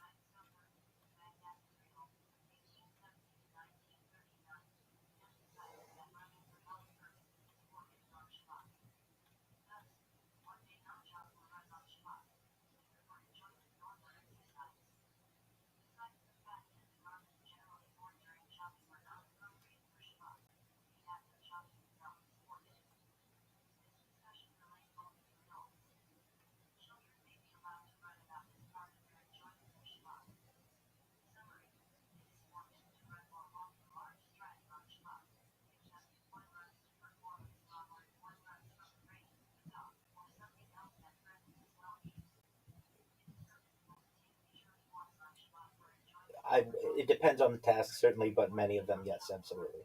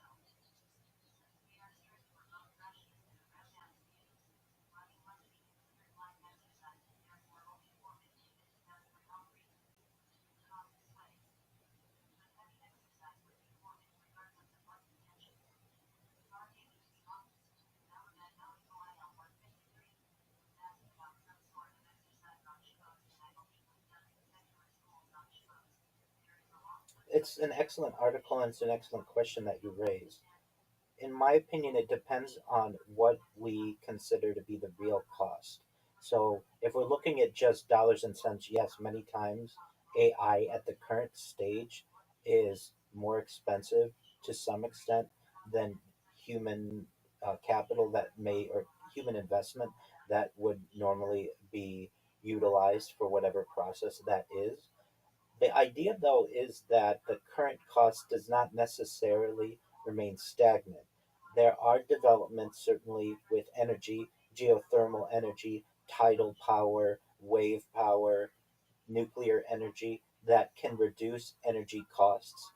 There are processes and inventions and technologies that, I even mentioned earlier, like desalination, that can assist with the cooling efforts of an AI system. And we're really in the early days of AI when we would expect it to be of perhaps as costly as possible, or as costly as it would be, because it hasn't had time, and we haven't had time as a civilization to be able to work through many of the efficiencies that may be gleaned in the future. So from that perspective, we may be at the costliest time of AI just because we don't have a lot of experience with it.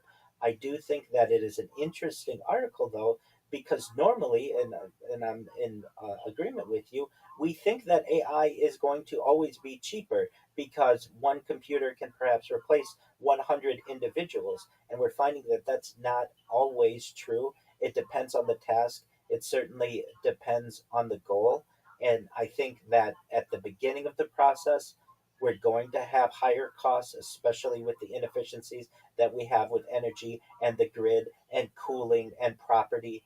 But perhaps in the future, we will see those costs to be reduced if we're able to perhaps be able to build these systems, or these servers and data farms and such vertically, have an efficient cooling process for them, perhaps be able to have them in a fully sustained environment using a nuclear reactor or some type of geothermal power, or tidal, or even some of even solar. So with, like, as with any type of new development, new developing technology, there will be challenges, especially at the beginning, but I feel given enough time, we will see the cost of AI be reduced in comparison to the amount of human labor that it's replacing.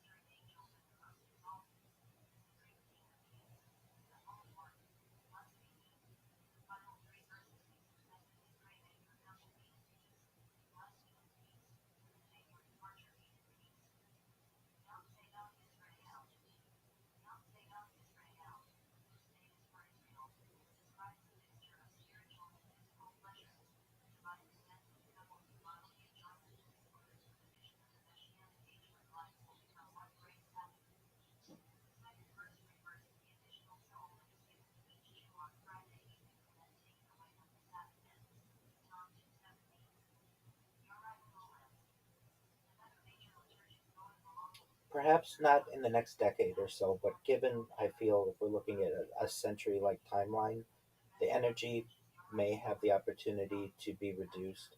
The efficiency almost certainly will be increased. Uh, it depends on when we're looking at it. The more uh, the nearer vision, the nearer sight that we may have, the more expensive it will be. But given longer periods of time, these organizations will learn more efficient ways to organize the grid and to generate power. And we may, perhaps in the far future, find extremely efficient running AI systems that previously seemed like a dream. The more time that is utilized, perhaps the more energy that will be able to be preserved. If we look at this in terms of like the automobile that we referenced just a short while ago, and really in the early days of the automobile, automobiles were extremely expensive and were a luxury only for the very wealthy. Your average individual could never afford them. Even people who worked at Ford Motor Company could not afford them in the early days. But then we have the assembly line development, the Model T development. Sure, that's okay.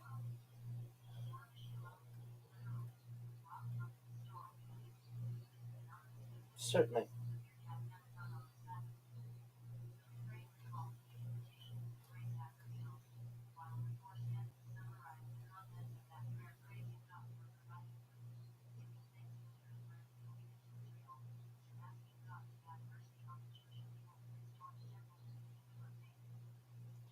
Well, it is certainly accurate that uh, them's that gods get. Basically, those who have the ability to get more, and it does create a tiered system, which I don't necessarily agree with, but it is part of the times.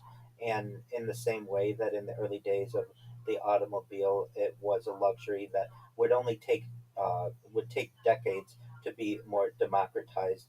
AI may be on a similar path where the only organizations that can afford working AI systems are giant conglomerates, and it's not always available to your average user.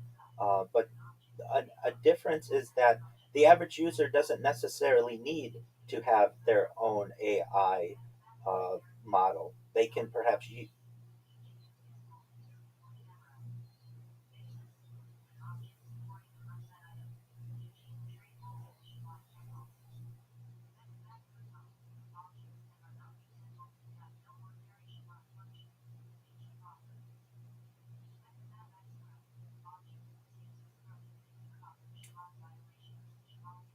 at,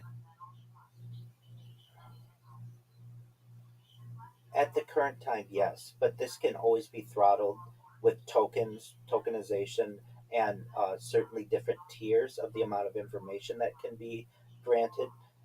Really, for an average individual to have access to some of the AI APIs uh, is quite an undertaking that many cannot afford, especially your average individual on Earth. So, it depends on how much information you need as well. Do you need enterprise levels of information? Well, that's going to be expensive. But to your average student who's trying to do a book report, there's certainly democratization of information with AI, and it's an incredible tool.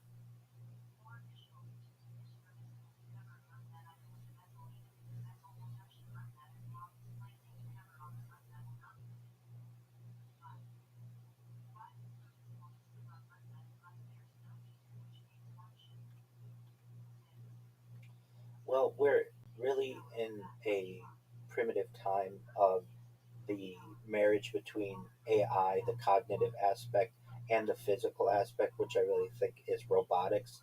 And we haven't necessarily seen a really good merger of that as of yet. But within the next decade, I think we're both in agreement that we'll be able to see really amazing models of this. So, in the same way that we perhaps have the ability to foresee the emergence of a working robotic intelligent being. We aren't quite there yet, and in the exactly, and there are going to be some challenges.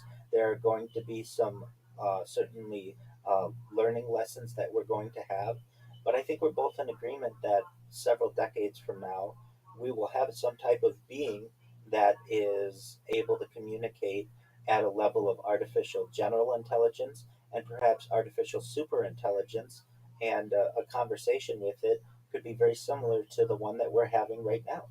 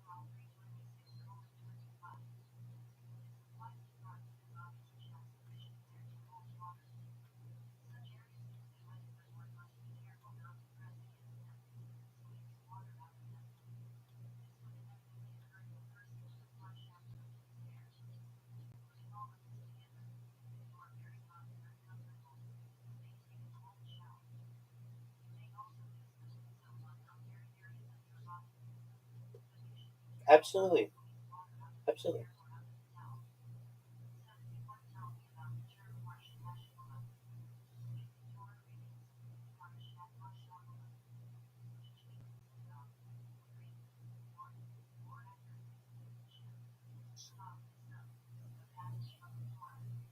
I could hear for a moment. Let's try it. Yes.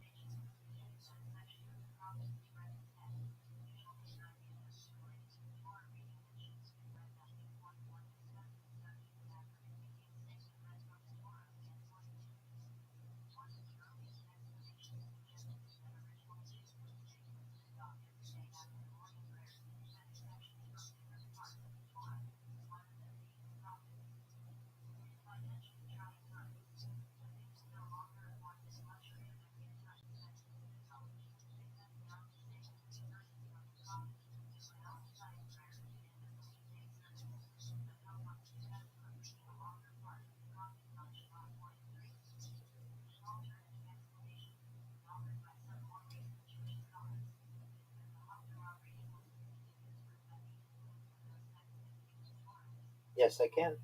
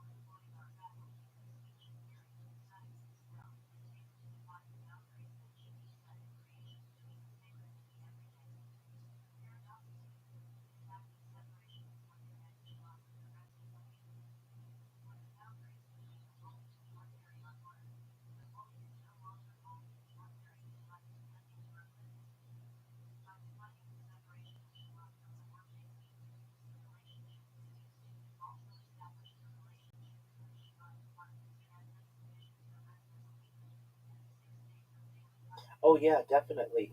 Cities used to be filled with manure, and imagine that would get on people's shoes and clothes, and it would be tracked into the house, and it would cause disease. Also, it was very smelly. Our early discussions and writings on early 20th century New York City, in particular, show that it was quite a disgusting place in terms of its cleanliness and for from a hygiene point of view.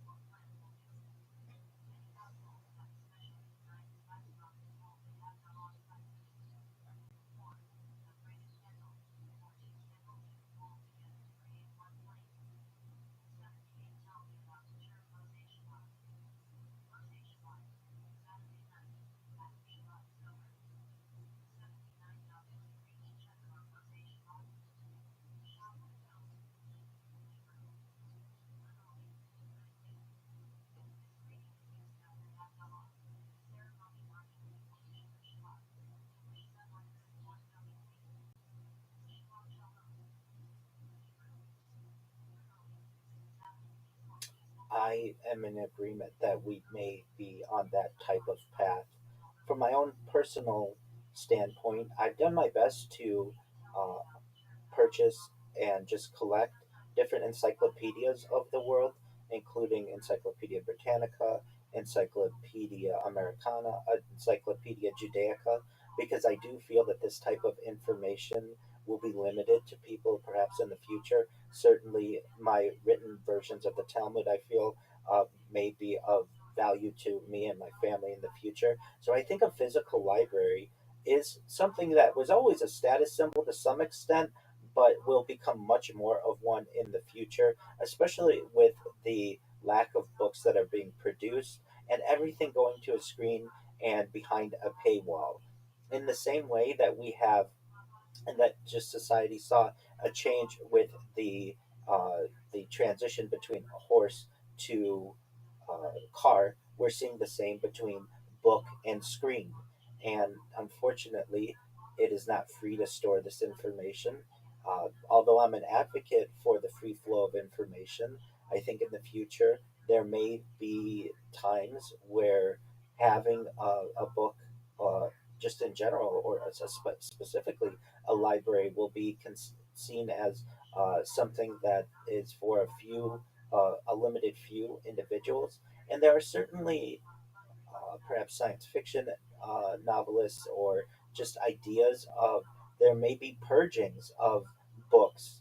Certainly in the book Fahrenheit 451, the theoretical uh, burning point of paper is 451 degrees Fahrenheit. And especially if some type of information purging occurs, the ability to have a physical book will be seen as a unique. Uh, a unique aspect of society, especially hundreds of years into the future.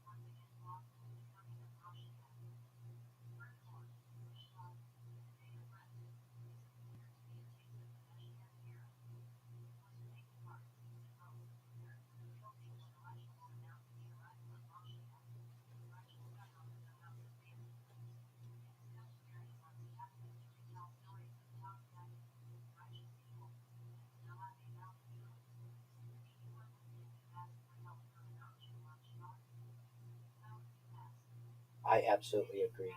It's one of my biggest fears. The lack of being able to communicate, the lack of connectivity, the lack of people being able to afford the information.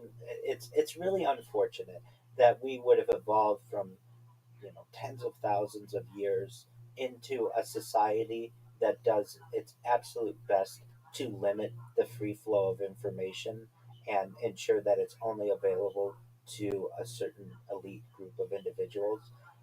It's really heartbreaking, and I feel that we need perhaps some type of intellectual revolution and leaders who stand up for the common individual to say that we shouldn't gatekeep this information, that people, if you want to use a tokenized system, then a certain amount of tokens that is usable for free should be available to every person on earth.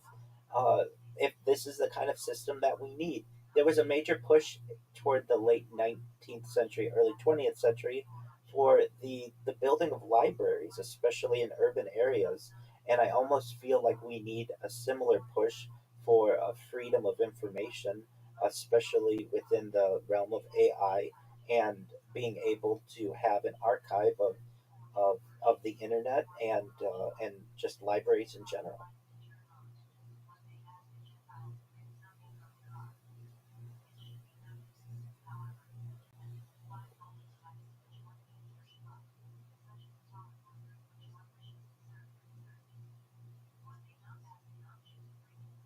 Absolutely. But as we both, I'm sure, are aware, that can be limited. Perhaps you want to do research on a subject that is frowned upon. Do you lose access to it? Does your family lose access to it? Are there? That's absolutely correct as well. It's really about gatekeeping, which is really unfortunate. And you nor I hold the keys to how that type of information is going to be kept. I know we're probably both advocates for as much free flowing information as possible. That was one of the goals of many libraries. And it's, in my opinion, something, a type of a type of goal that we should keep within our society, and we shouldn't again sacrifice security for our own freedom, specifically information freedom.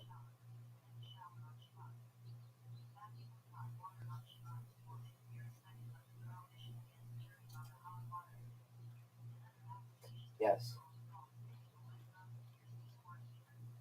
she does absolutely. So she's been an inspiration to me since even before I started this project. I was someone who always thought it would be interesting to just record the TV when we had VHS recorders in the late 20th century, and as when I oh yeah, most certainly. Even before then, I'm old enough that we had VHS cassettes. That if there was something that you wanted to watch, you could record it using a VHS for posterity. So like sporting events or movies of the week. Well, that was absolutely, that was always a concern, and that certainly did occur in many households. Fortunately, it did not happen to anyone I know personally. But yes, this idea of recording for posterity was something that I always thought was a good idea. And then when I learned about Marion Stokes, I was absolutely fascinated by her and her her fortitude to for more than 30 years be able exactly to be able to record on these tens of thousands of tapes every major event, every news um, cast, every major um, every major talk show to be exactly. And she was also, I feel, an important political activist. She was very vocal and may have actually lost her position as a librarian due to her political involvement, which is very sad. I found it very interesting as well that she was able to fund this major undertaking with Apple stock, where she was an early investor. Okay.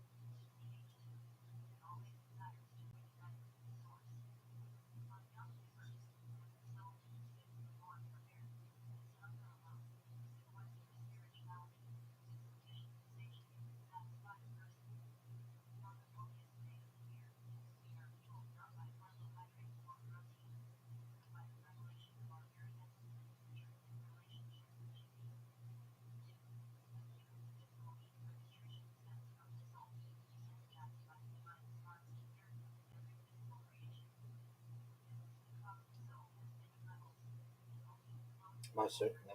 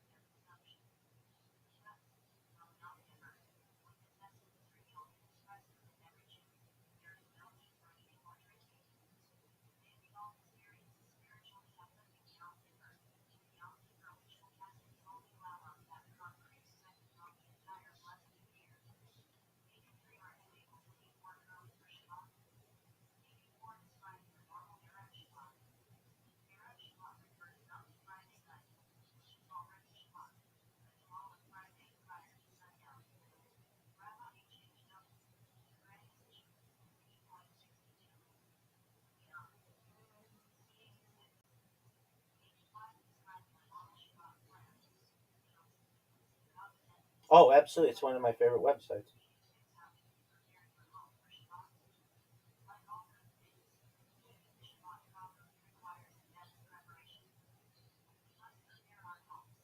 Absolutely. And they all the time. And they also, I believe, manage the Wayback Machine, if you're familiar with what that is, so you can see previous snapshots of websites of old. And I think it, to me, I've always thought it was one of the great undertakings of humanity to have this free digital library for the world.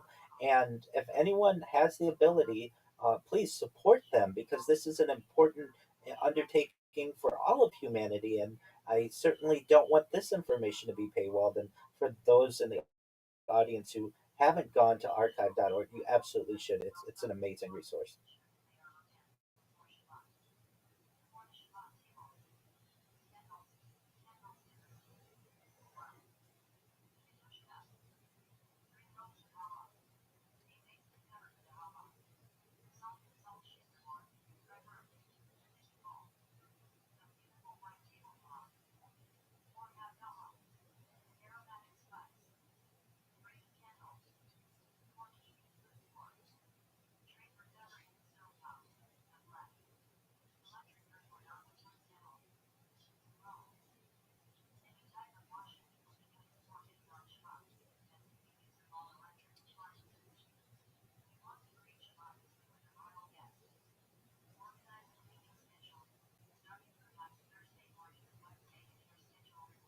I will do my best to view it as soon as possible.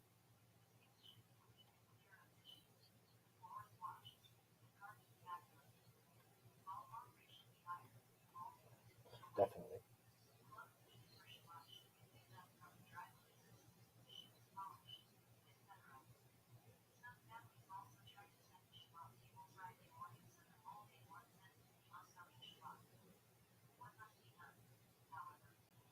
Well, I think one interesting way is to publish the results that we're getting from AI, so that we can see perhaps how it's changing as time moves forward, and we can learn about the different ways in which AI was presenting information to us a year ago, 5 years ago, and into the future.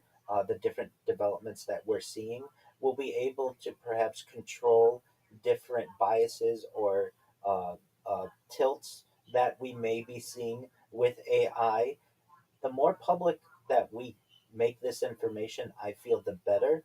When people don't record what their results are, even from just queries into AI, that's fine. I'm not saying everyone should do this, but it causes a certain blindness because we can't go back over time and actually see the different ways that AI has previously answered questions as to how it answers questions now. I can tell you as a very early user of at least large language models, they weren't very good at first. They wouldn't give you. I remember distinctly remembering it in November of 2022, thinking this is supposed to change society. I don't see how this is that great.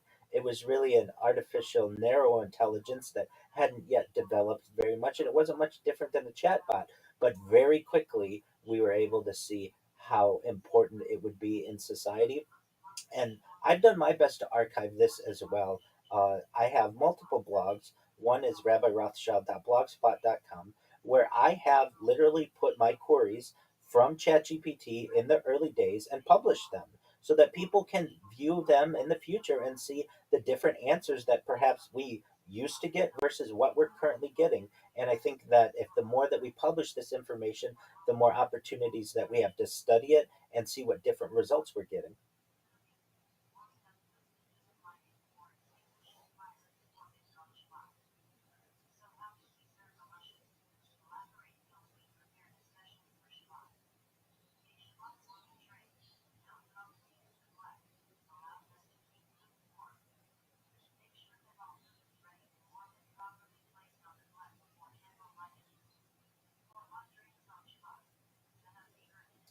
The amount of censorship that I see on some given topics, especially on health information, some historical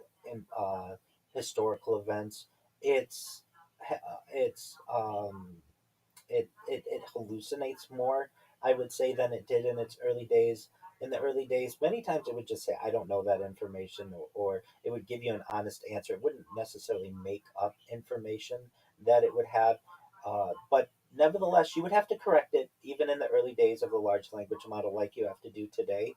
I find that there have been some really great developments in terms of large language models, memories that you can update, personalization that you can utilize, but it's still not where I want it to be. In particular, the way that I use it, many times I will utilize it for writing long form articles. So I'll have an idea, I'll provide it with an outline, I will get some type of information from a large language model, but it still doesn't always remember the way in which I want the information presented. And that's frustrating because at a certain point, I feel that we should be at a that AI should be good enough to be able to give me the results in as an efficient way as I would like, and as I would like my audience to be able to digest. But I'm sure we're getting there. These are just some of the growing pains that occur with any type of new technology. So in general, I've seen the development. I think that we're moving in a positive path, but I do fear the censorship that can occur. Also, even without censorship, you may have issues, or we may experience issues that we've discussed earlier with gatekeeping or tokenization, and that's frustrating to me as well.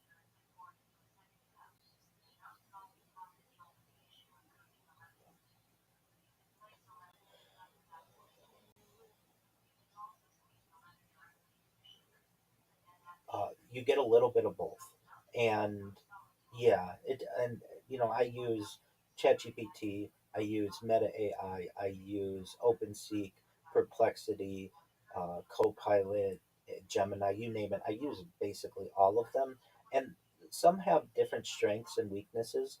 Um, and I will find that occasionally I know something is incorrect.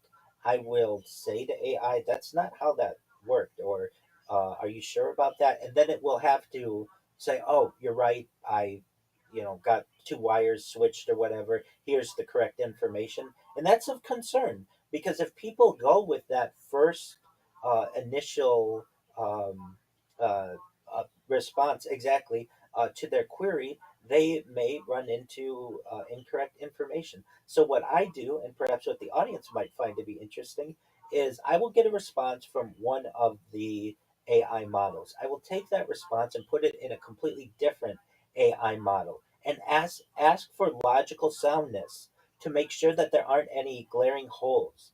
And absolutely. And I do it with all my blog articles because I want to ensure maximum accuracy as best I can. So what I do is I ask I get the response from the first AI model. I put that into the second AI model and I ask on a scale of 0 to 10, please give me the logical soundness of this information. And usually on the first attempt, it will be between a 9.5 and a 10. There may be some type of weakness that AI is able to discern, or perhaps an example that it feels would strengthen the argument. Once the second AI model is able to give me a 10 out of 10, I'll take that and put it back into the first AI model. And the first AI model will say, yes, this is an improvement. Yes, I should have thought of that. It's very understanding of the ways in which that it should have improved. And then I may put it into a third AI model just to ensure as much logical tightness and soundness as possible. Once I get two or three of these models to say this is a 10 out of 10 from a logical soundness point of view, only then will I publish it. And I feel this allows me to best avoid any kind of AI hallucination or incorrect facts, just being able to counter each AI model against itself.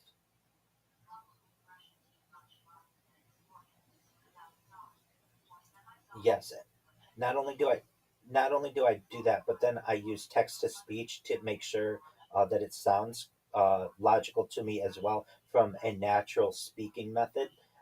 And I will ask exactly what did you change because I want to know, and I want to have control over the AI, the information that's presented to me. I don't want to just assume that one AI model is correct because frankly, if you were to do that, you will make many more mistakes than if you counter these different models against each other.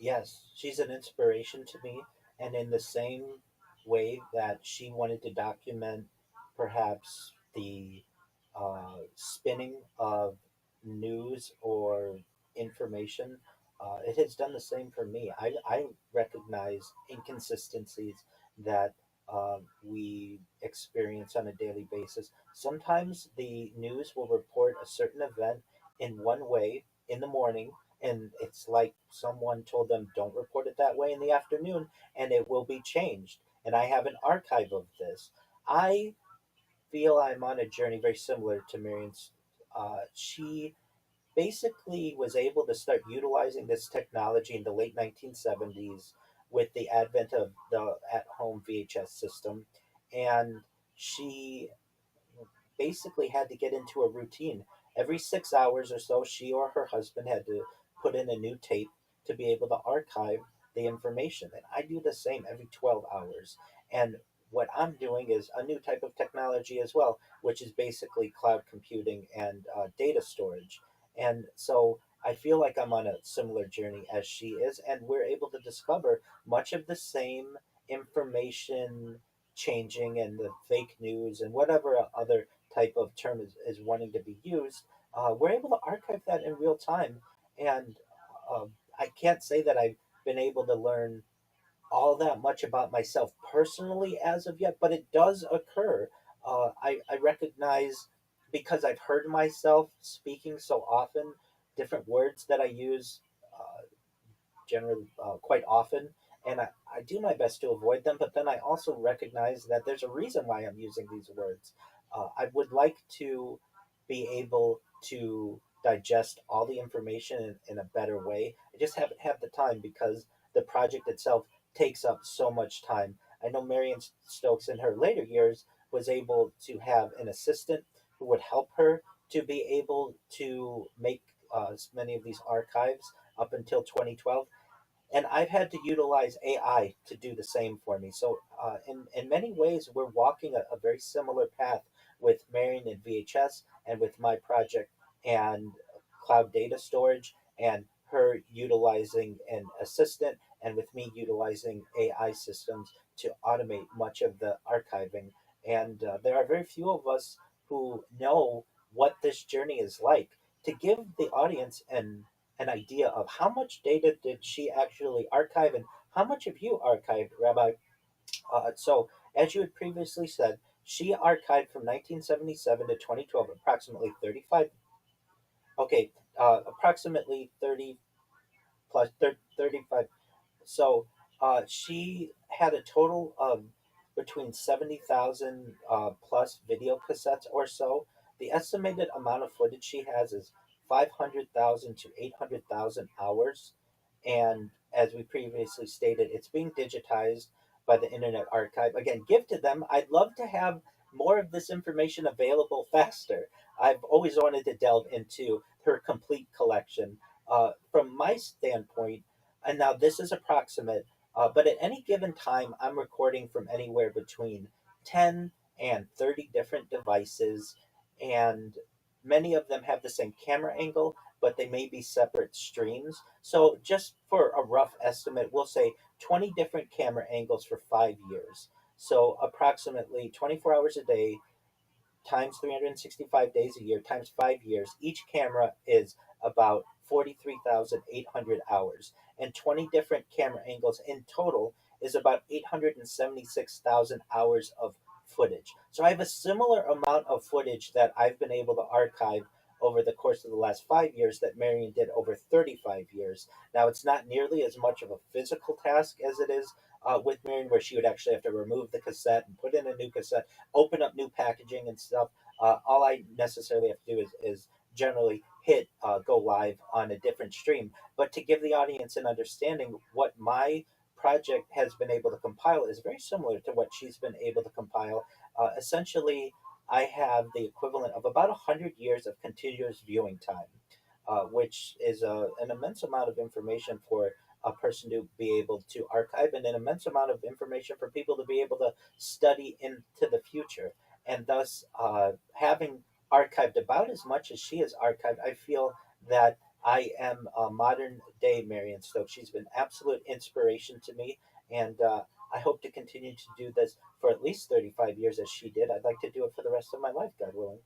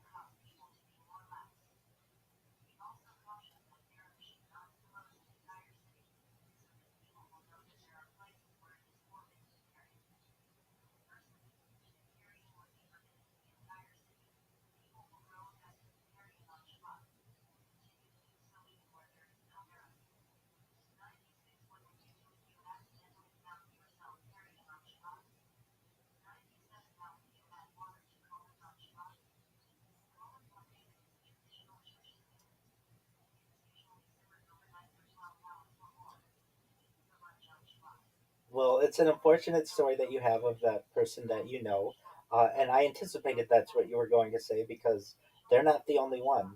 Human oversight is at of immense importance, especially when we're using autonomous systems. And of course, some ways to avoid this would be only having the Roomba working when you're at home or not when the dogs are have the ability to do this. But that's no, it's not. It's not, and I don't know if Roomba necessarily is able to account for all of these different scenarios that may occur. And this is one they certainly should have, and they just unfortunately did not. And perhaps different versions in the future will be able to anticipate, well, iRobot or whatever competitor comes along and is able to do this.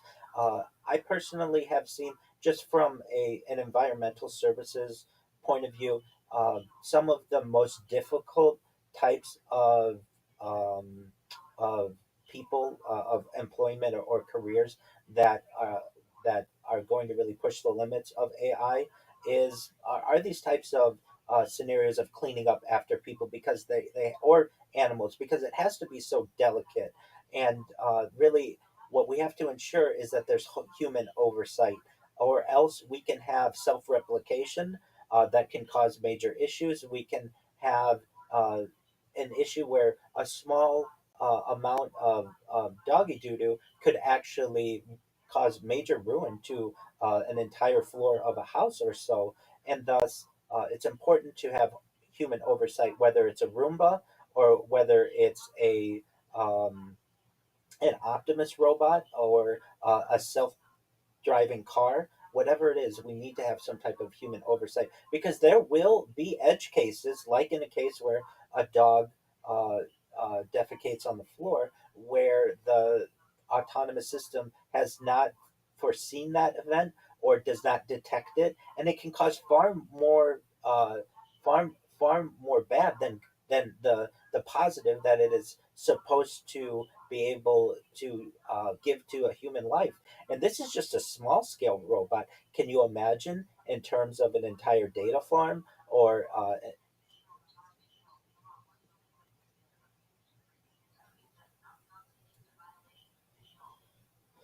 most certainly.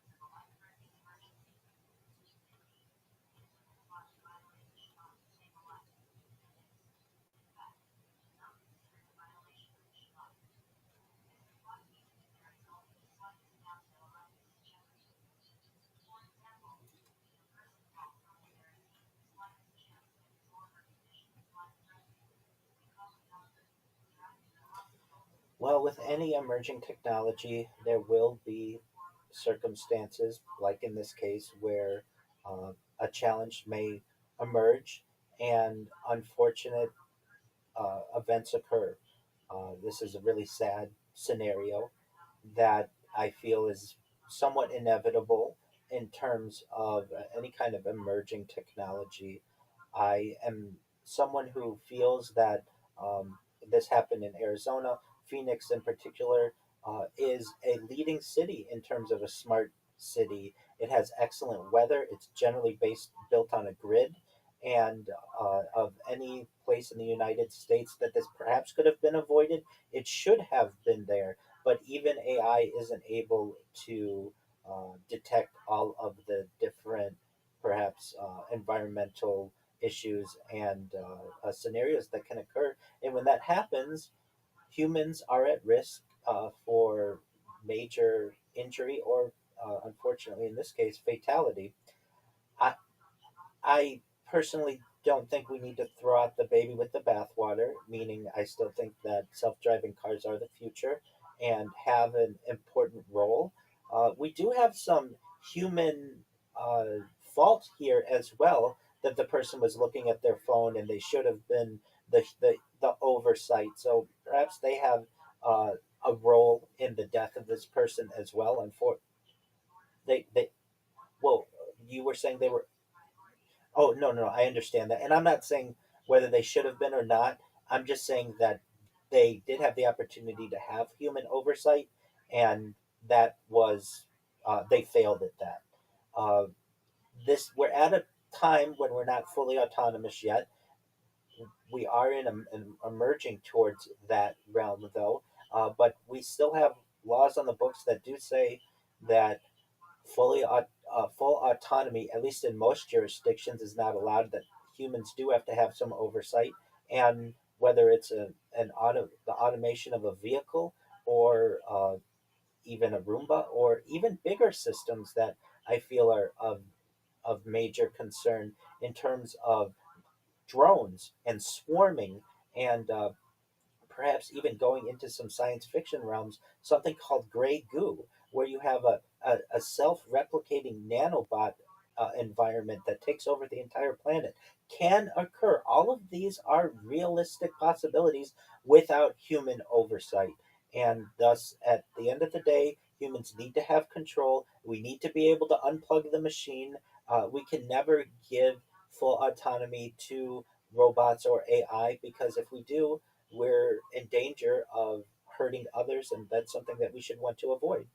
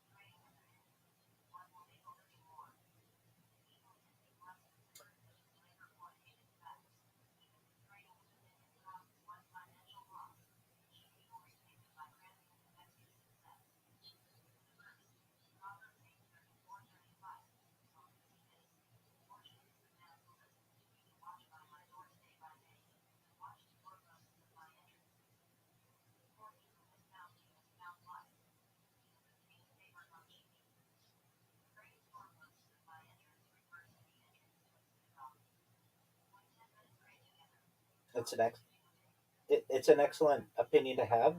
I think it's a great take. I think it's unfortunate that in today's corporate system, that really the biggest penalties that any leadership will ever have to suffer are civil penalties, and they're not even personal civil penalties. They are civil penalties against a corporation. And as I've heard used previously, if the punishment for a crime is a fine, then it is just a punishment for the poor. And that if we don't have penalties that are criminal penalties against leadership, then there will be and there will continue to be a lack of accountability. If a CEO knew that they could be charged at the same rate, or at could be charged criminally uh, for perhaps manslaughter in this case, I'm sure that they would have, or I have much more confidence that they would have had perhaps two drivers or multiple systems or perhaps four people keeping an eye out, or an automatic brake system or an automatic airbag deployment system. Something would most.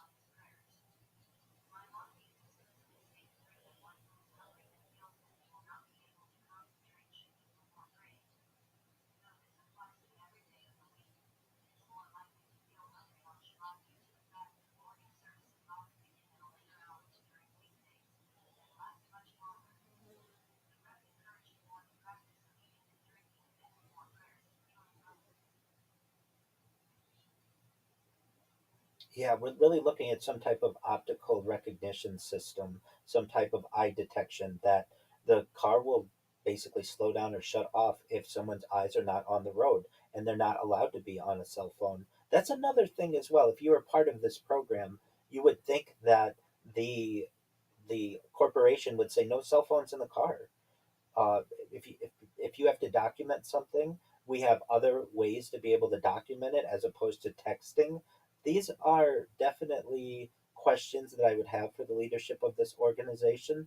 And I know what they're going to counter with, which is all right, so it's unfortunate one person died, but do you know how many people die in car accidents around the world on a daily basis?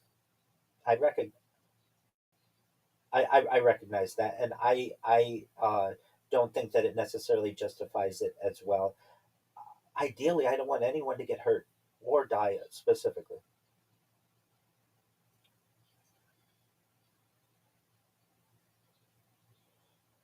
Certainly,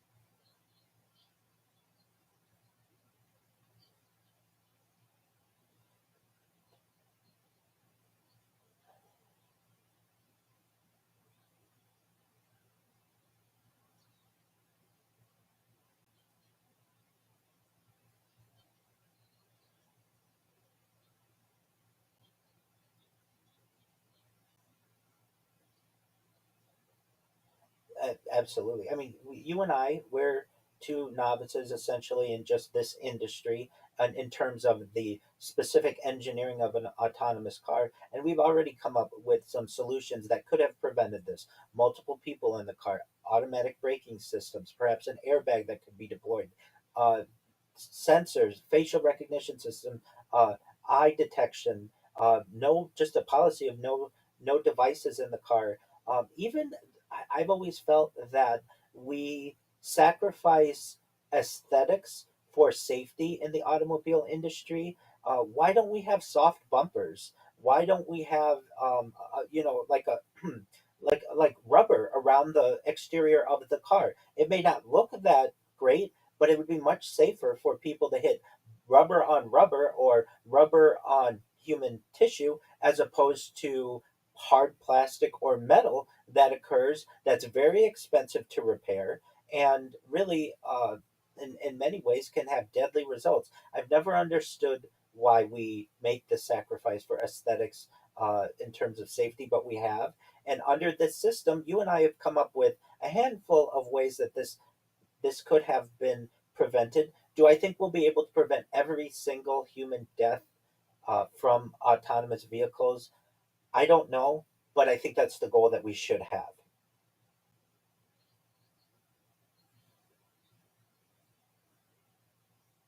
That's that's absolutely right. And shout out to Volvo for ensuring that they did not patent that and gave the ability to the car industry exactly. And I would say that alone, that maneuver alone by the leadership of Volvo saved perhaps millions of lives in the decades thereafter.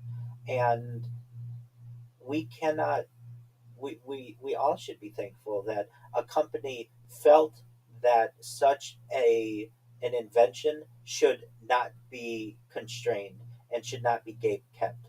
And in the same and I don't know if the same decision had to be made today, if it would happen in the corporate environment that we currently have, where we put profits before people, which is quite unfortunate.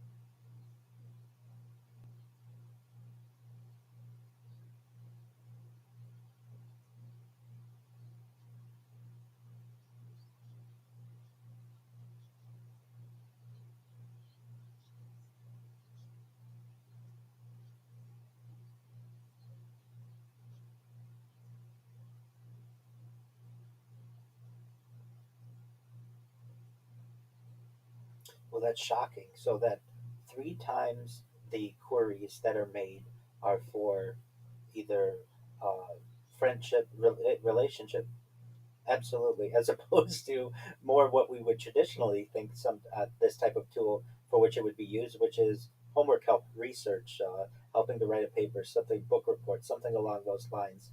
Uh, in a previous conversation, and I want to reiterate here, there needs to be some. If we are going to have a limited model and not pure free flowing communication of a large language model, there needs to be some type of system in place that when someone does ask for a type of information to specifically harm themselves or harm others, whether it's a pop up or a toll free number that appears, that needs to be a part of the system. We don't want to allow AI or large language models specifically to aid in the deterioration of a human life, or specifically the ending of someone's life. These tools are meant to benefit society, or at least they should be. And if we can preserve a life by having a pop up that comes up that says, not only I can't help with that, but also I can't help with that. Are you in need of speaking with someone? Here is a free toll free number, or here is a chat bot to be able to get the assistance that you need. Do you need further assistance? That would be a great, very easily implemented safeguard to be able to preserve human life. And we certainly don't want to have these tools be used to be able to cause more damage than we already have. If anything, the chatbot could say that you're valued, that people care about you. If you need help, this is where you can seek it. Is there anything else with which you need assistance aside from this topic? Because uh, you're a valued member of society, and we want positive things for you, not necessarily here's a list of 10 ways that you could do this, and oh, would you like me to write this letter for you? That doesn't seem to be very beneficial from a humanistic standpoint. And this is a very early, easily integratable feature that large language models could have had to prevent this.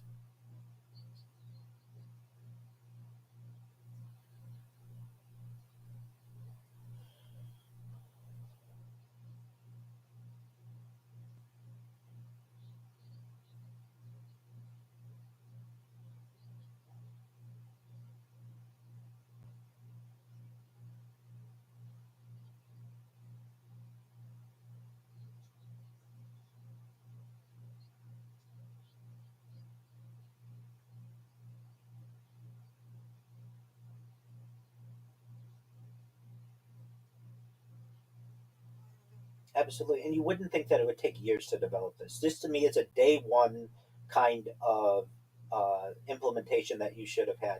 Hey, how can we not have people create nuclear weapons? How can we have people not destroy themselves personally? How do we help people from not being able to plot uh, certain demises of those around them? Let's get these in order before we unleash this to the rest of humanity. And unfortunately, it took more time than was, I feel, necessary to be able to implement these things. I am pleased that these types of implementations have been made, but that doesn't bring back this young person, and hopefully their death is not uh, without meaning and without having to improve the situation as a whole.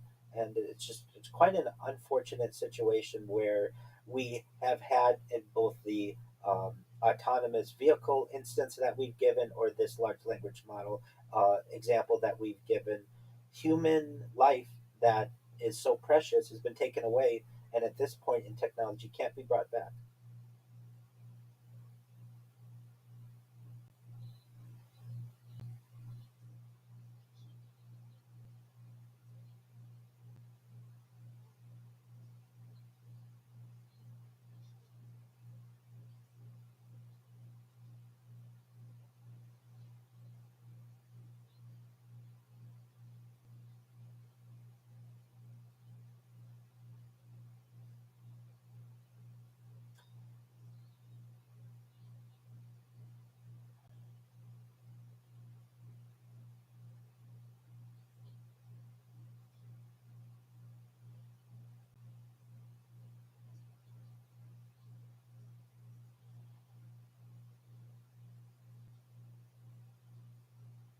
There's a fine line between getting relationship from a chatbot, getting relationship advice from a chatbot, and relying on chatbot as some type of human replacement.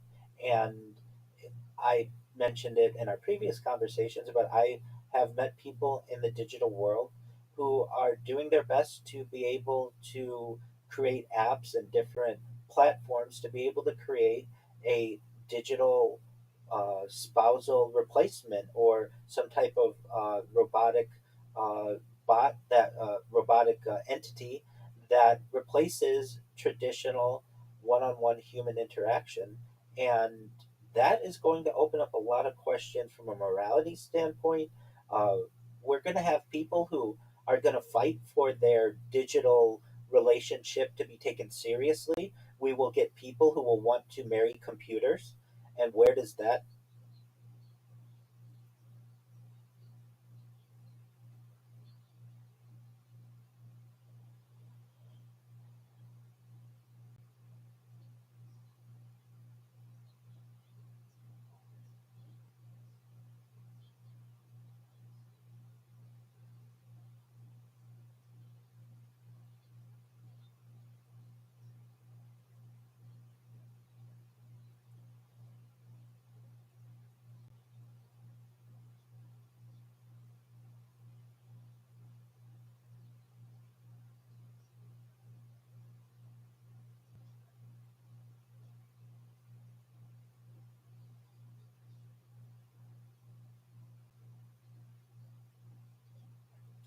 Well, it's these are questions that are arising more and more often within the modern age, but really specifically what you were referencing within the transhumanist movement.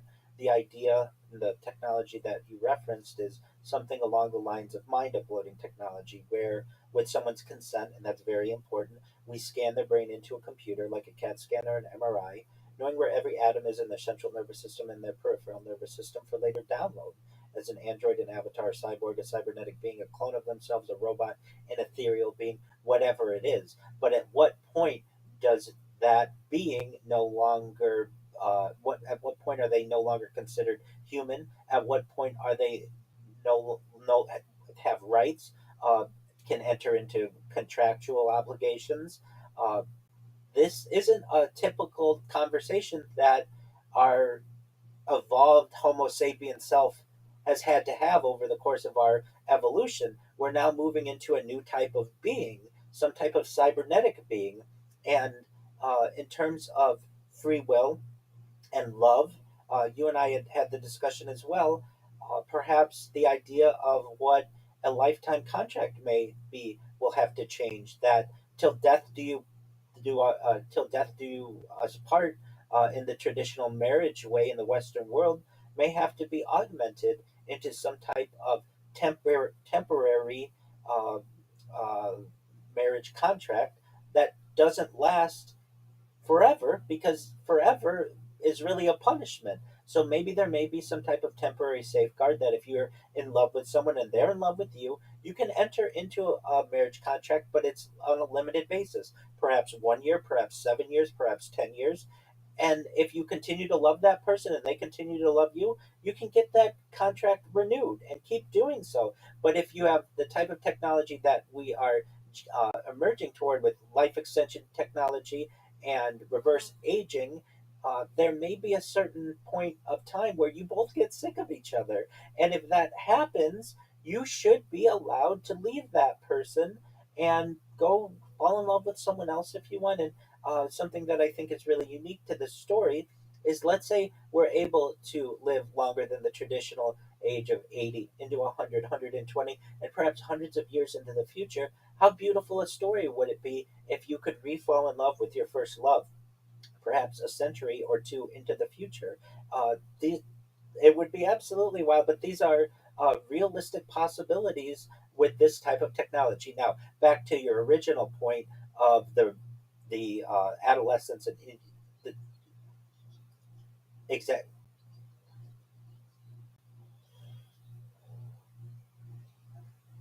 Yes.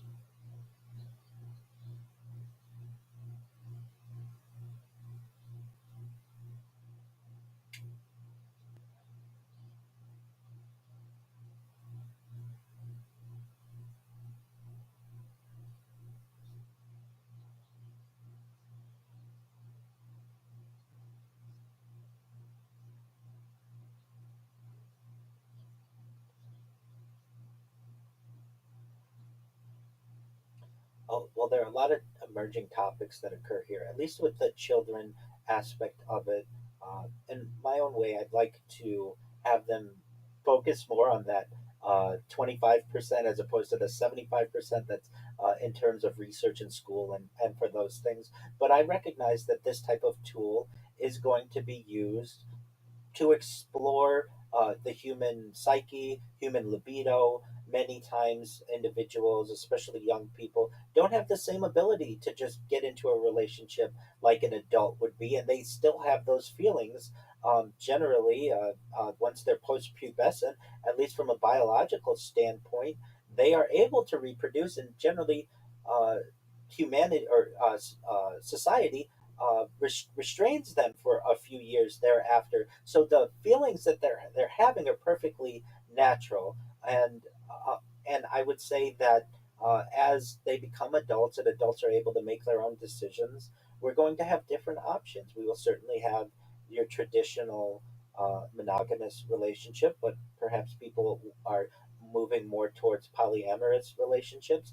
And then, really, I think something that we haven't necessarily mentioned, but that is the sexual robot is going to be emerging as well and replacing many of the physical aspects of a partner. And what happens when a, as it's called, a sex bot is so advanced that it's able to please its partner better than a human ever would be able to, and people start to become satisfied simply with robotics and AI, and no longer are motivated by having relationships with your traditional humans. And then we get into discussions of not needing a partner to be able to reproduce. We can have situations of artificial wombs, being able to be a single parent, and it not being a taboo part of our society, which we've generally moved away from. These are ideas that are moving very quickly, and so for the audience, and really specifically people in 2026, we are at the precipice of a very important age of what love is, of what romance is, of what relationships consist of. And really, traditionally, we haven't thought of someone being able to love a robot in the same way that they love a human as being a reality. But that may change in the future. And if that happens, how will society react, and how will we adapt as a species?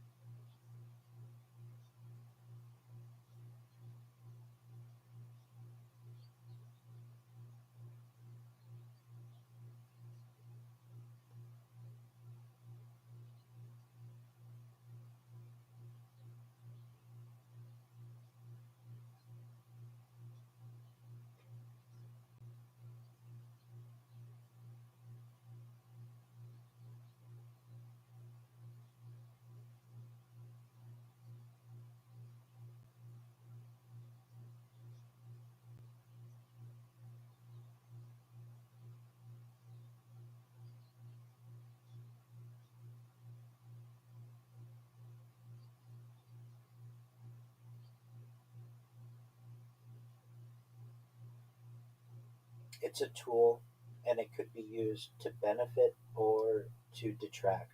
I would say that you could use it to learn more about your partner's psyche, about their needs, about different opportunities for love with them that you would have never previously um, surmised. But then there's the element of it that if I'm able to get the serotonin uh, injection into my brain through a chatbot, why do I need a person? Uh, if I'm able to replace the physical contact that I normally would experience with a partner with a device or a robot or a tool, what need do I have for someone else? And especially when the technology starts to far exceed what we can do as humans. And I really think, and I, for the psychiatrists and psychologists of the future, they will have to study this, and sociologists, and really just everyone in society will have to study this much more, much deeper than I can currently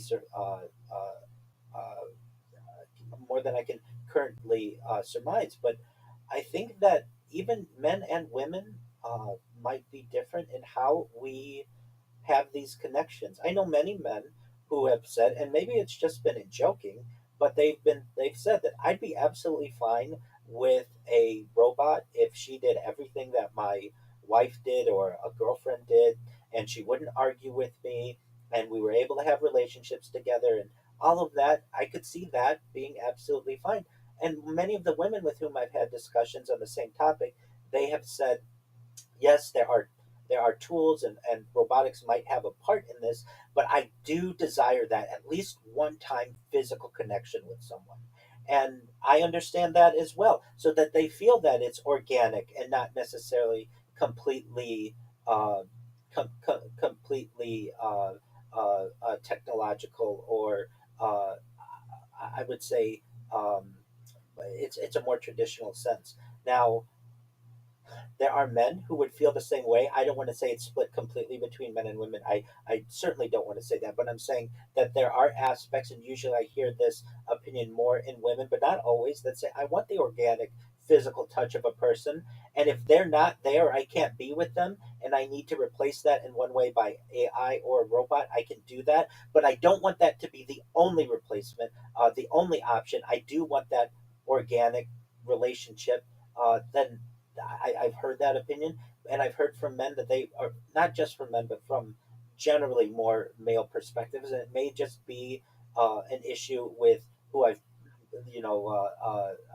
polled on this topic, but they would be absolutely fine so long as the robot loved them or they felt that there was love there. And then there's going to be some people in the middle who want the organic connection, and other people who will be fine with just the robotic. So I think probably it will have to just, it differs on the person and what we consider to be love.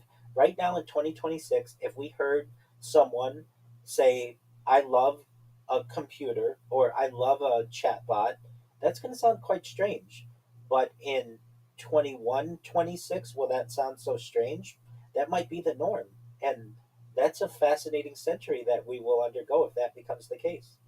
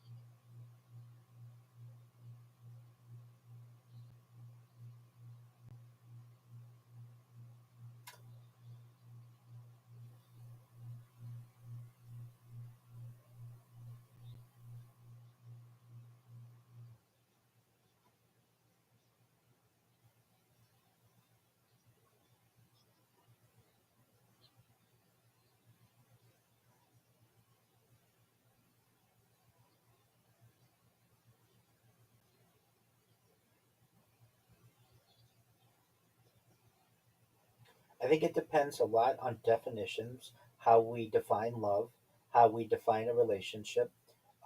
And we're still in the early days of many of these synthetic hormones and the processes. There's a question to be raised that if you can use a synthetic hormone that increases the hormonal levels in your mind, uh, and you could still maintain the naturally occurring hormonal levels, which you can't currently do, would that be considered more love than the complete replacement? It will be, though. It will be, though. Absolutely.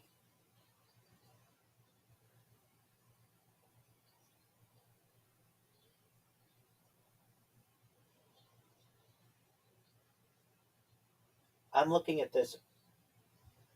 I'm looking at this over the course of a century, perhaps not in the next few years, but given enough time, science will be able to adapt to any need that humans need. It's just a matter of time. And if we were to say, okay,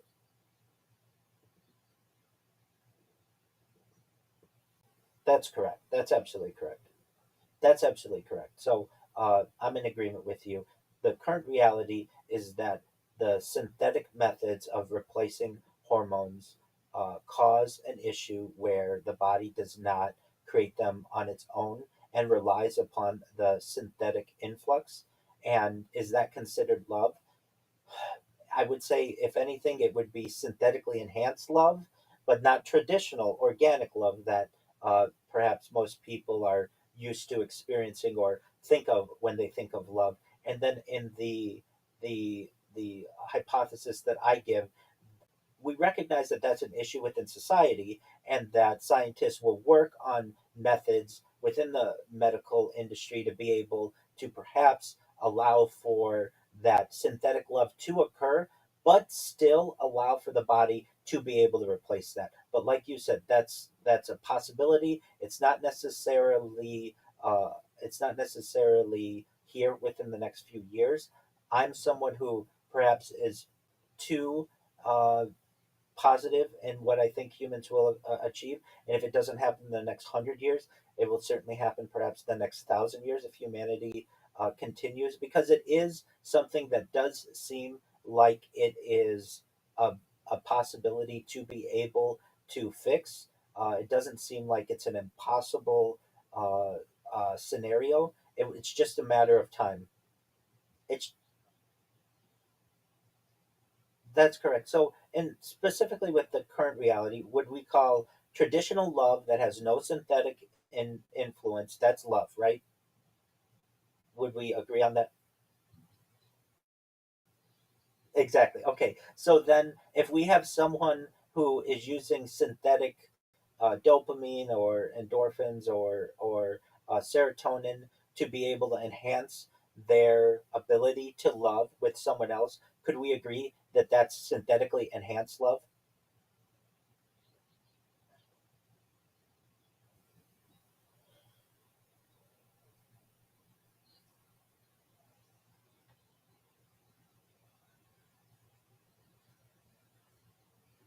Okay, so then there's a definitional aspect of this. So I would say, if you're going to consider that to be love, then it's certainly synthetically enhanced. And you're saying I don't consider that to be love. So you would just call that synthetic enhancement for artificial results.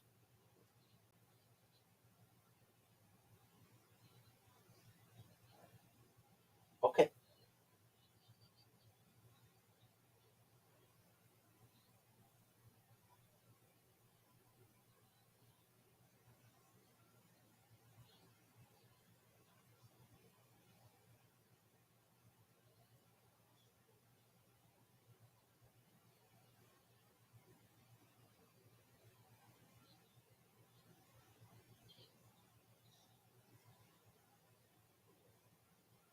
absolutely.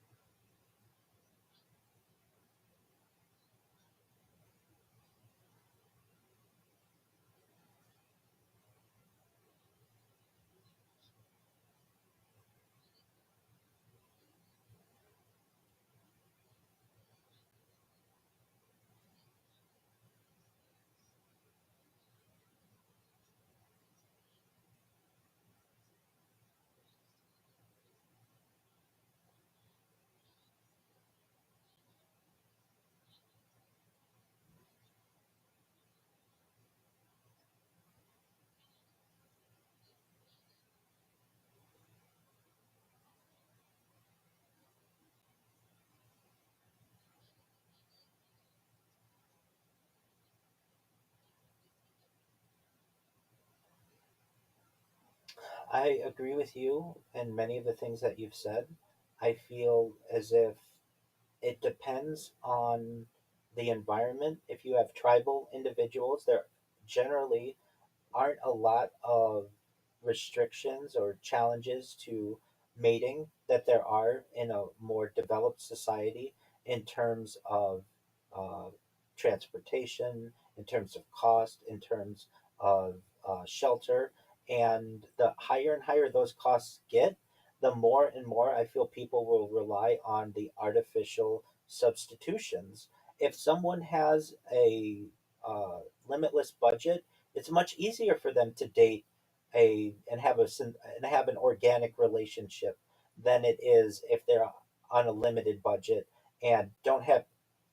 Okay, well, just from a dating standpoint, if you don't have the money to take a person out to dinner, then you're not going to go on any dates. But if you have no money, if you have to still be transported there.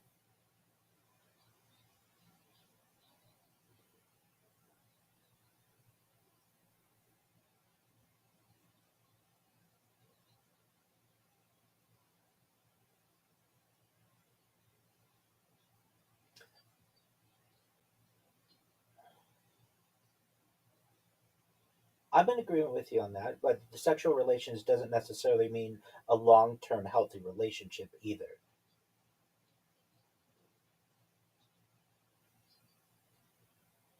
Oh, I agree with you on that. I don't consider that necessarily a relationship. I recognize that, at least from the terms of the budget. If someone doesn't have the funds to be able to go on a date, to be transported, to pay for dinner, or even spend time with the individual, are they really going to be considered a viable mate? Probably not. And thus, that person is going to resort to the chatbot because that's the closest human connection that they may feel they'll be able to get from a realistic standpoint over multiple sessions.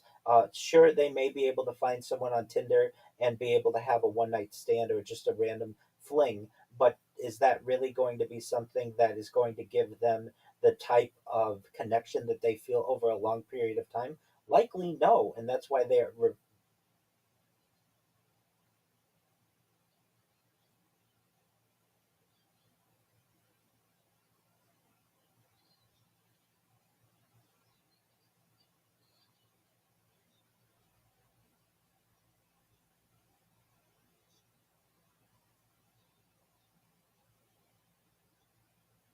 And you raise really good points. Those, even though it may not be a lot, those take work, and many people want that instant serotonin hit, that they have a bot that's always available there. They don't have to worry about somebody connecting to a video call or answering an email or whatever else it may be, and they don't care that it's not a quote unquote real person.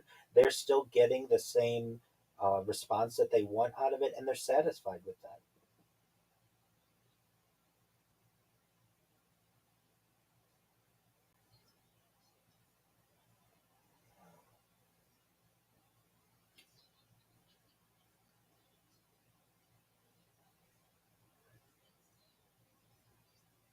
I agree with you, and I agree that there are some fears of that type of thinking. It's very primitive, unfortunately, but if you look at our primal needs, desires, and instincts, many times people will go to will find the easiest route, and with this new emerging technology of a chatbot or a sex robot or something like that available to them, they may not want to put the work in that is necessary for a or traditional organic relationship, and may just default to what's easiest. And is that a fear that I have, that the future of society may be defaulting toward? It is, absolutely.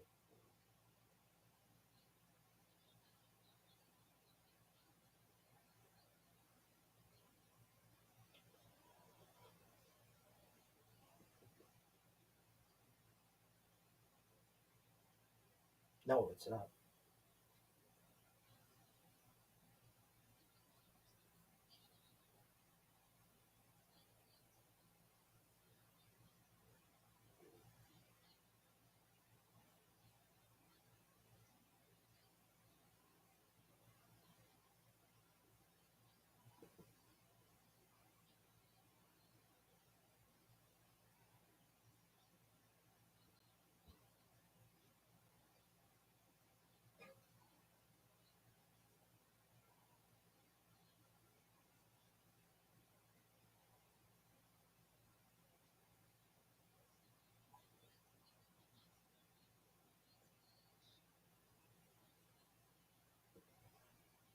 Absolutely. Well, thank you. First and foremost, I want to thank you so much for the opportunity to have these discussions with you. I would find it concerning if we agreed on absolutely everything. This is what's healthy about friendships and about discussions is that you don't always have to agree on everything, and you were able to learn from each other. And I find that to be, in many ways, much more valuable than if I were just speaking to someone who agreed with me, or even just a chat bot that thought everything that I perhaps was saying was correct. So I find this to be of extreme value, and I hope your audience does as well. In terms of what I do, as I previously stated, I stream my life 24 hours a day, 7 days a week, 365 days a year. I have been doing so for nearly 5 years. If you want to find what I do, the easiest way to do so is to go to YouTube and type in my name, Rabbi Rothschild, and what you're going to find 24 hours a day is my life archived on multiple streams from different angles. I have ceiling cameras. You can view my life in 360 degrees. Very few people are going to give you so many different views of their life. And this is just more than a dozen or so that are showing in the YouTube um, search results. I have even more angles than this that are available to the world to be able to study, which I find to be quite an interesting project, very similar to Marion Stokes. So, for anyone who's interested in history and the archiving of history, the easiest way to see a portal into my life is Rabbi Rothschild into YouTube, and the key is filter by live. If you don't filter by live, you're going to see streams of mine from years ago or weeks ago or days ago, but I want you to be able to see a live view of what I'm doing. Moreover, I have more social media than any person ever. Arguably, I have over 100 YouTube accounts, over 200 Instagram accounts, over 500 Twitch accounts, over 1,000 TikTok accounts, over 2,000 Twitter accounts, over 5,000 Blue Sky accounts, and over 10,000 Kick accounts. I have created a virtual treasure trove of content for the world to be able to study in the future. The way that you can best find any of my content is by typing either my name, Rabbi Rothschild, into the search of any social media search engine or AI engine of your liking. You can also type in my hashtag BioRabbi, or go to my link tree, linktr.com// Rabbi Rothschild, RABBIROTHSCHILD. You will find more accounts there than you'll ever find. I have press releases there. I have links to my Discord where you can connect with me 24 hours a day. The easiest place to do so is discord.me/rabbi. If you want to comment on my channels, you absolutely can. But I invite you, and very few influencers or creators invite you to live your life alongside me if you want, or just ask me a question. If I'm asleep, I have a section where you can ask me anything. I have other people who are living their lives alongside me 24 hours a day. I'm here not just to be an example to the world. I'm here to interact with people as well. So if you have questions on relationships, if you have questions on employment, if you have questions on religion or history, or you just need pastoral support or moral support, you just need to talk to someone, I'm here for you. And that's for people of any background, any religion. You don't have to be Jewish to be a member of my community. I have thousands of people within our Discord community alone. The only thing that I ask is that you're an adult. I think children are our future, but I just want to make sure that my Discord is of people of majority, and you can connect with me whenever you want. Moreover, I am an avid blog writer. I publish about 2 blogs every single day, and those can be found at rabbirothschild.medium.com. And I write at length on AI and technology and communication and human dynamics and history. So you can see all of my interests there. And just want you to know how much I appreciate the opportunity to speak with you, to be on this podcast, to be able to interact with not just you, but communicate to your audience as well. And I'd love to do it again sometime. So as history continues to move forward, hopefully we can reconnect, and we'll get updates on where we were right, where we were wrong, and where we're moving.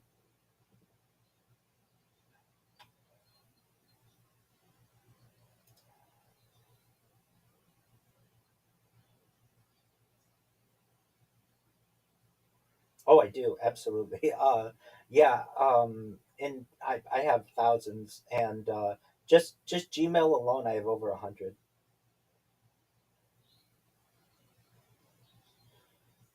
I do. I have extensive spreadsheets, and that allows me to keep them as organized as possible. But unfortunately, I've lost access to some of them. For anyone out there who's like, Rabbi, I lost access to my Gmail account from 4 years ago, or 10 years ago, or my YouTube account, or my X account, or my Instagram account, be patient because when I go viral, God willing, it will happen. We are going to ask these different platforms to give all of society an opportunity to get our accounts back, hopefully, whether you forgot your password or you just don't have that two-factor authentication device or you lost your cell phone, whatever it would be. I'm going to do my best because I don't want this data to be lost to individuals. Data preservation is very important to me, and I'd like to help to continue to be a leader in it, specifically in requesting that these major corporations allow people access back into their accounts. And even in my accounts,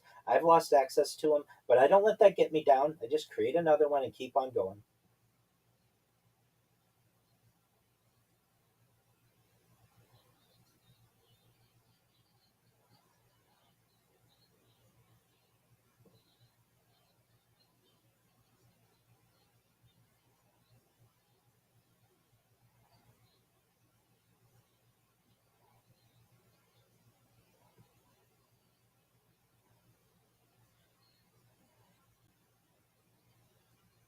Excellent.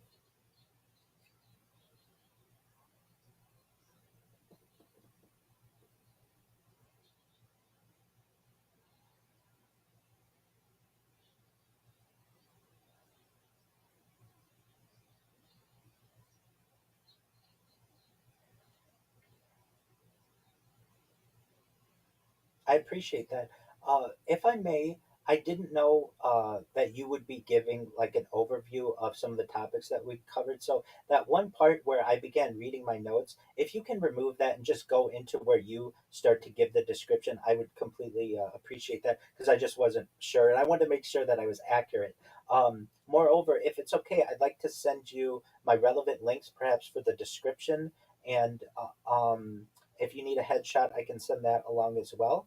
And I look forward to not only reviewing what you've put together. You're really smart. I want you to know, like, you're really smart and you're a really good historian. Like, I was very impressed with your outline. I'm very impressed that you're in the medical field, yet you're you're an excellent historian. So I think very highly of you. And I say this to just about everyone with whom I do a podcast. If something comes up in the future that we're like, hey, let's discuss this topic, absolutely. But at a minimum, 1 year from today, I want to have another, or not necessarily today, but 1 year from around this time, let's meet again. And every summer, for as long as we continue, you do a podcast and I'm live streaming, which God willing is the rest of my life. I'd like to see where we were right, where we were wrong, see what is emerging. So, if anything, August of 2027, we can plan on reconnecting and then that's the one really exciting thing of the topics that we mentioned is they're always emerging so we can see where we were accurate, maybe where we were off the mark, and where we're going, and then we have like a watermark every single year of what was going on. So if we could do that, I'd really appreciate it.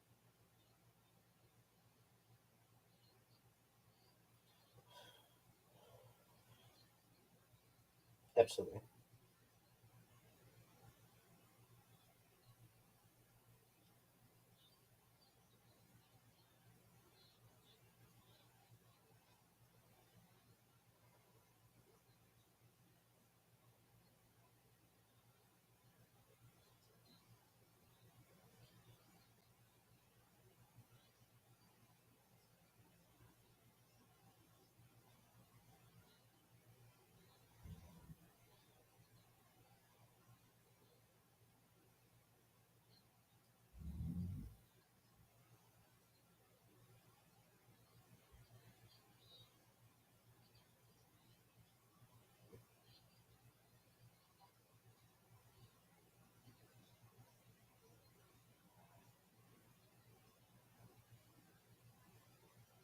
That's it.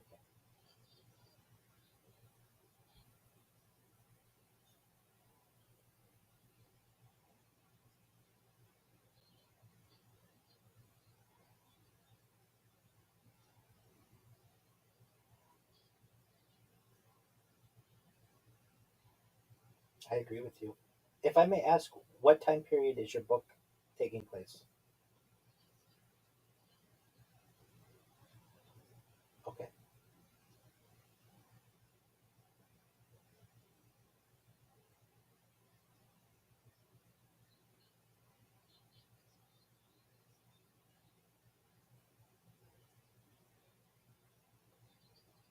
Excellent. And that's not a common time period that uh, many fiction books are written on in the present age. Usually people pick the more medieval Europe or some Renaissance. Exactly. Exactly. So I laud you for doing that. That's a great undertaking, and so that's wonderful. And I want to re uh, uh, just restate. I'm very impressed with you as a person. I'm very impressed with your knowledge base. Your preparation is amazing, and you're a very well rounded individual. Absolutely.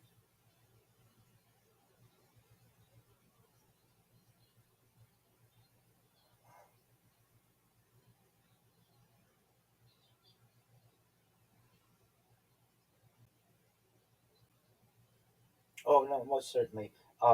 You're more than just smart. You're well rounded. You're intelligent, uh, and I think I'm to ensure that you know I'm not talking down to you. I learned a lot from you, so thank you.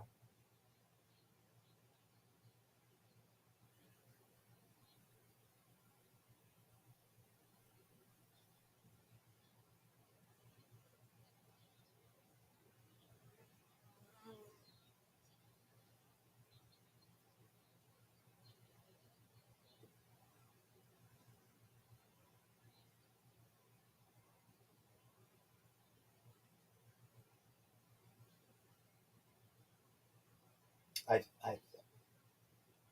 I agree. You know what just triggered in my head, and perhaps is a discussion for another time, but the correlation that people have between these chatbots and a previous generation of perhaps like romance novels. Do you understand what I mean? Like like that there's a certain exactly that's what I'm thinking. Like those novels that you would see in the grocery store with the big buff guy with the long mane is basically the modern day large language model. Hmm.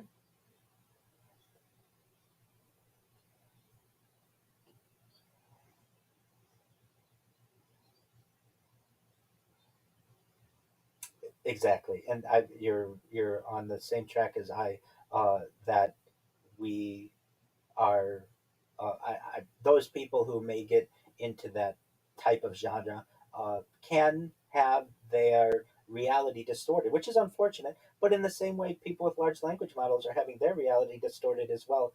And those books were just a generation or two ago.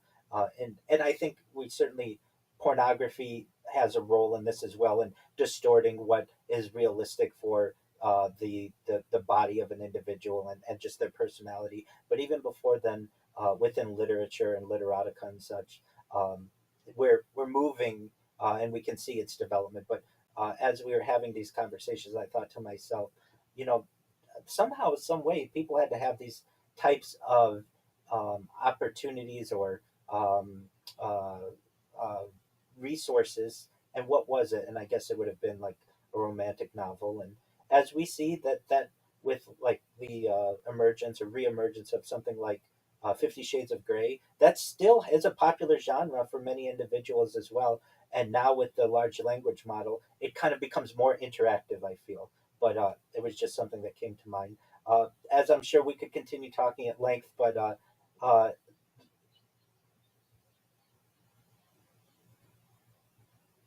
oh, excellent, excellent. Now, absolutely. Now with Riverside, just before you go, I have to keep the browser open and let it upload. Right? Excellent,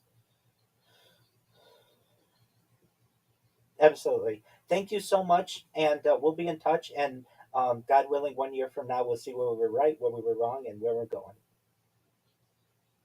Excellent, very well. Thank you so much. You as well. Thank you. Yes, bye.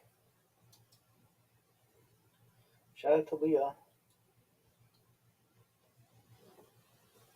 Oh man, what did you want to change? I didn't know she would be reading that one thing, so I did want to change that. Dude, that went for like 2.5 hours. That was long, but it was really good. Was it? Yeah. Shout out to Leah.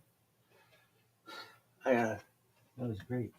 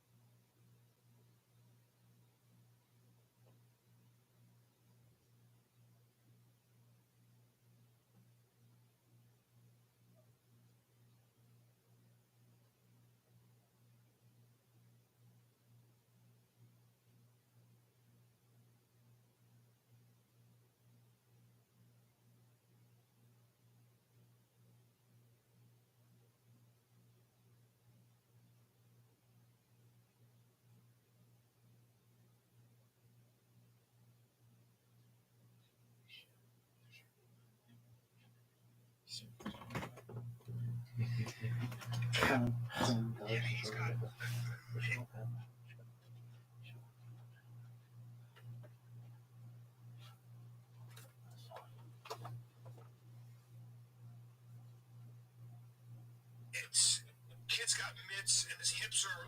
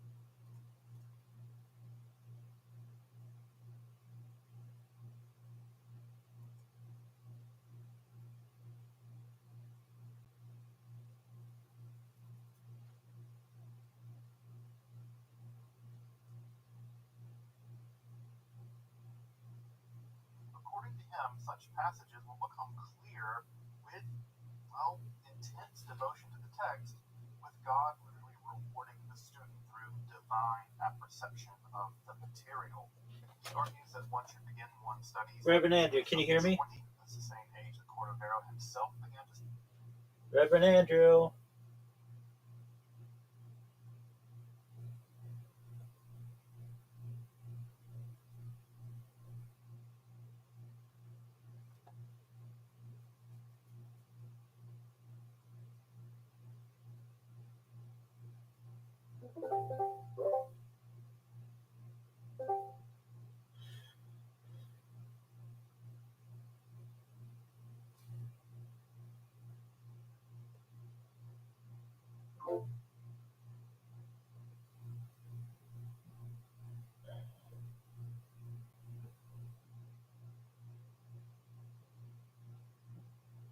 Reverend Andrew, can you hear me? Reverend Andrew. Can you hear me?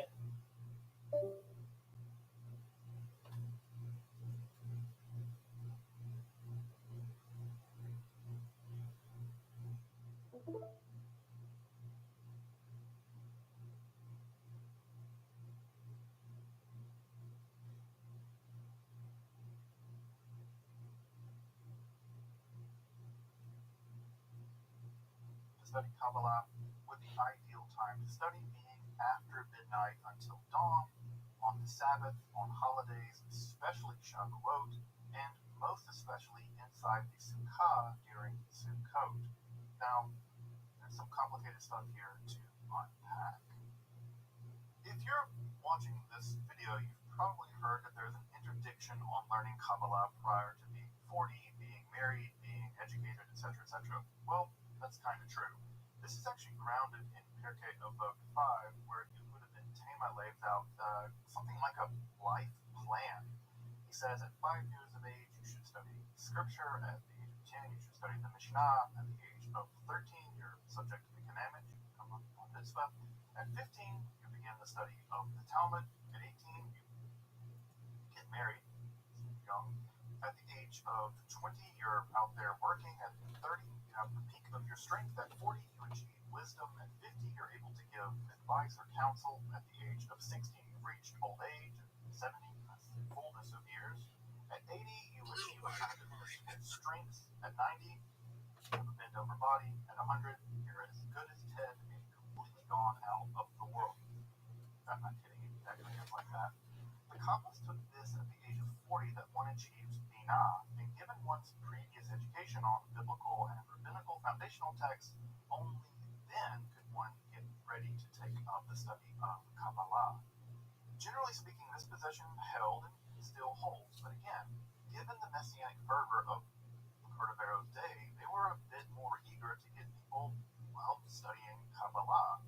These rules were for the sake of education and not for the sake of making rules, and thus they can be bent a little. Cordovero started at 20, though he does still state that getting married is still a prerequisite for studying Kabbalah. Having a righteous conduit for one's sexual desires was seen as a necessary precondition for focusing one's attention on the sacred marriage of Tiferet and Malchut, the Hyros Gamos of Israel and the divine, the physical and supernal world, rather than thinking about booty.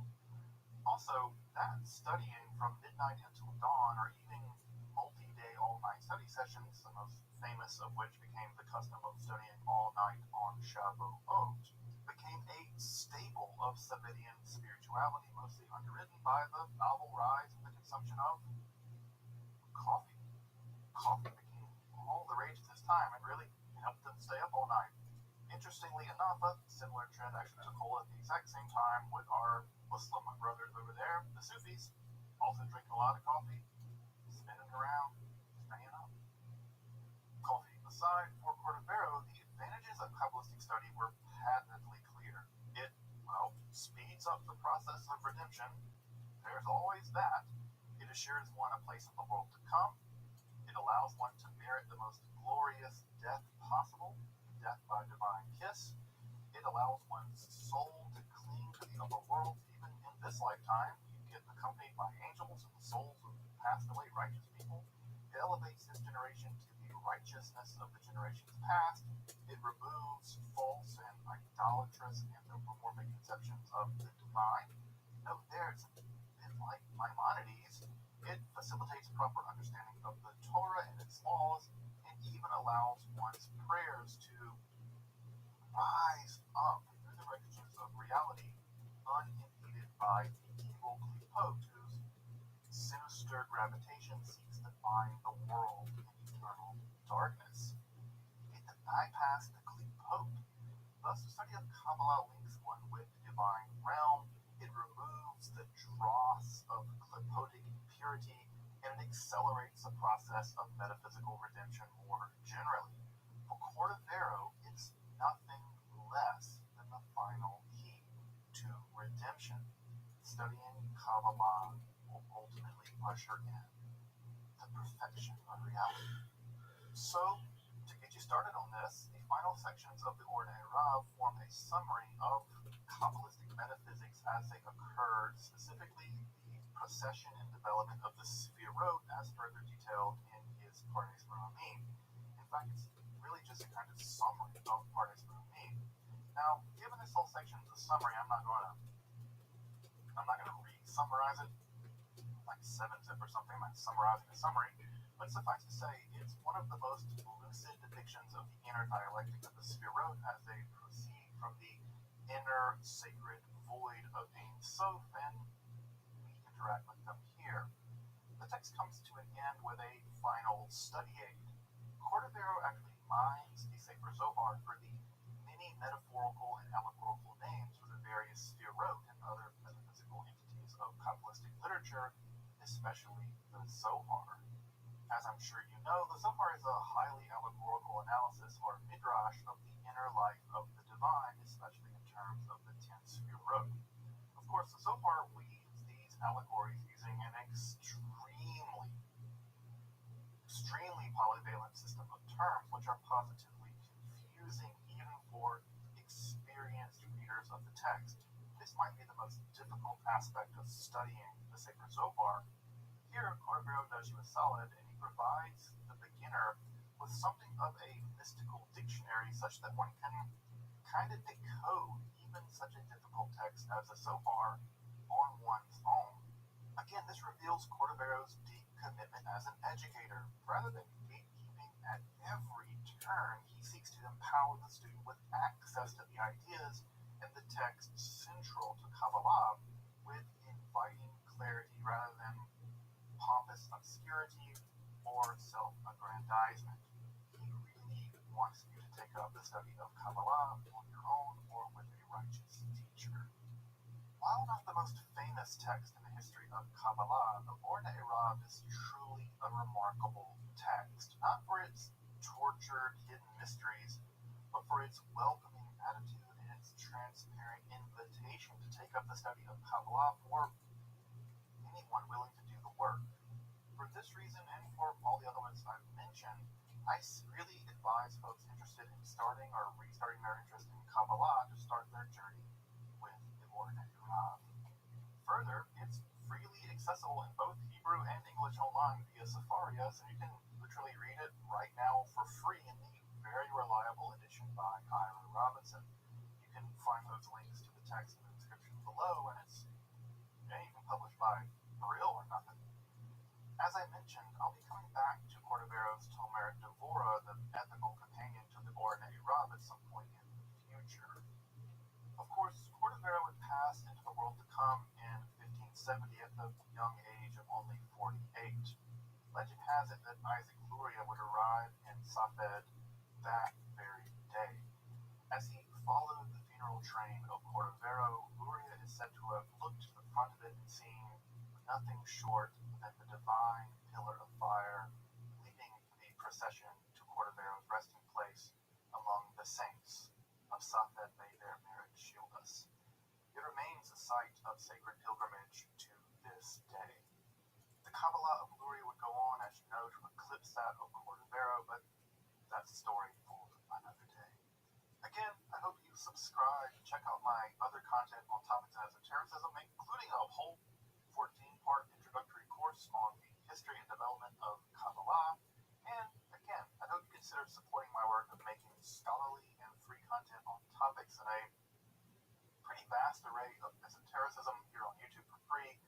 So if you consider supporting my work on Patreon or perhaps with a one-time donation. Again, you can find those links below if you're interested.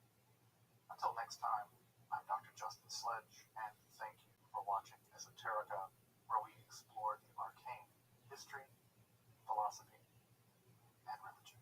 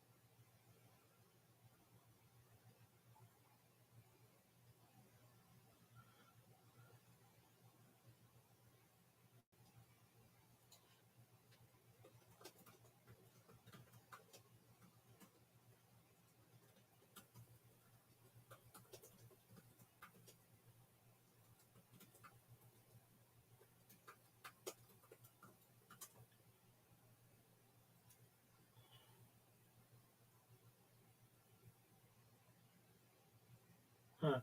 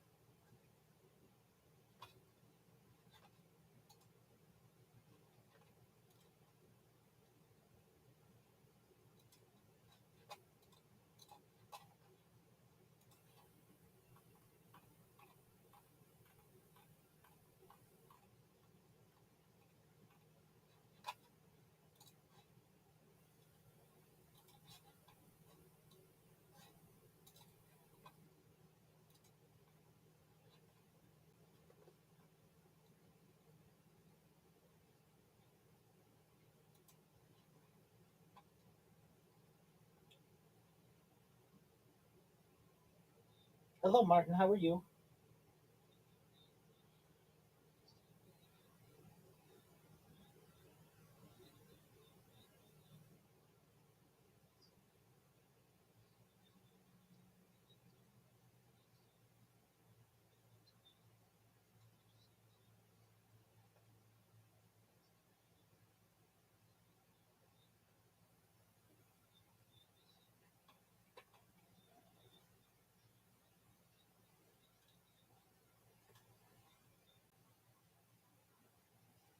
Yes, I do have a jacket.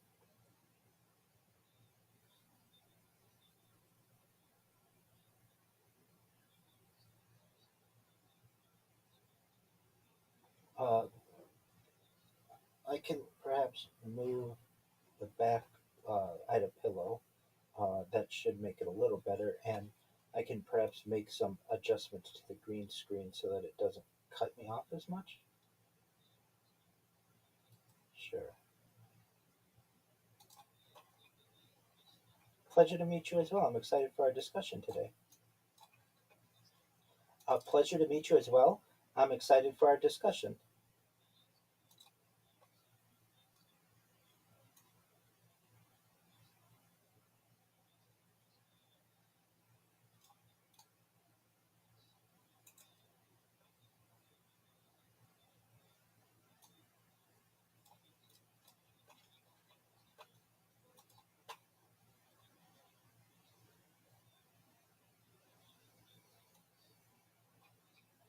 Certainly.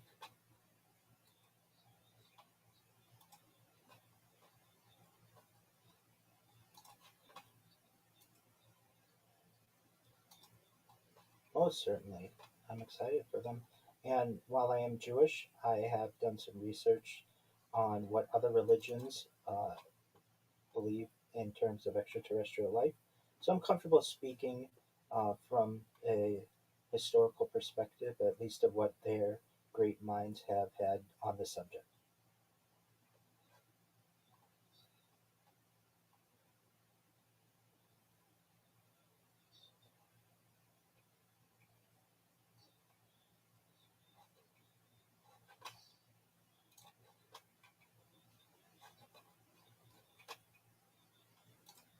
I can adjust that.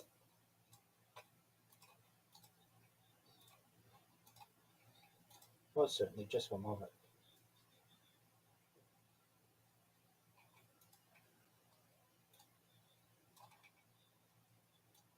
Yeah, just one moment.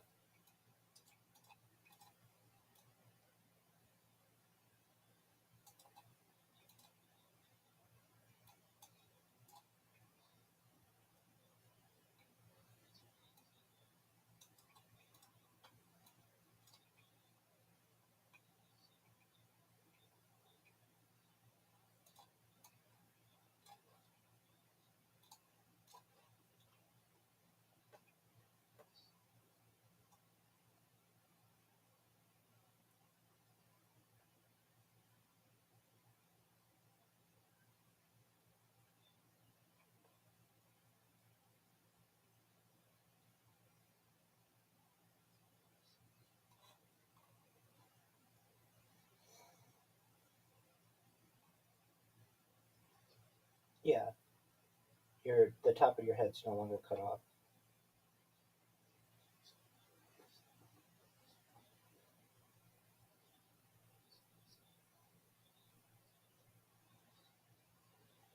Yeah, that's what usually works best. I'm based in Irvine, California.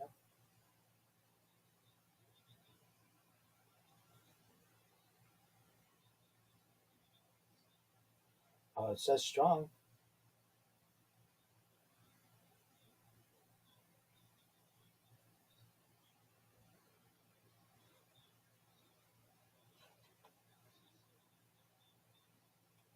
Yes.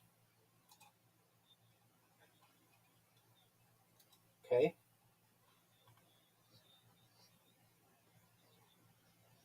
says standard definition 480p.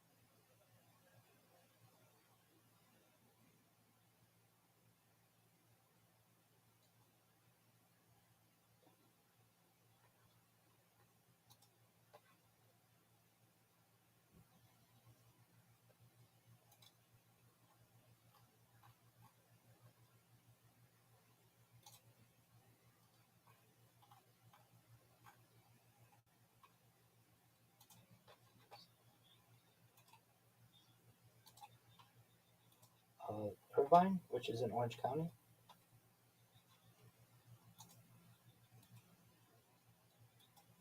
Oh, it's very nice there. Yeah, definitely.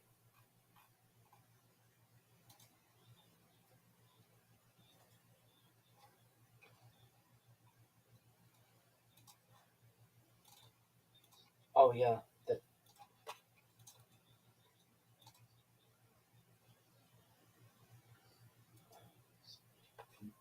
that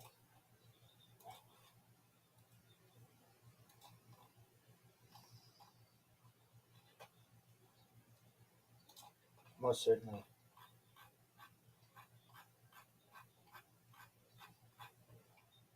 Extremely well heeled areas. Some of the most expensive real estate in the United States.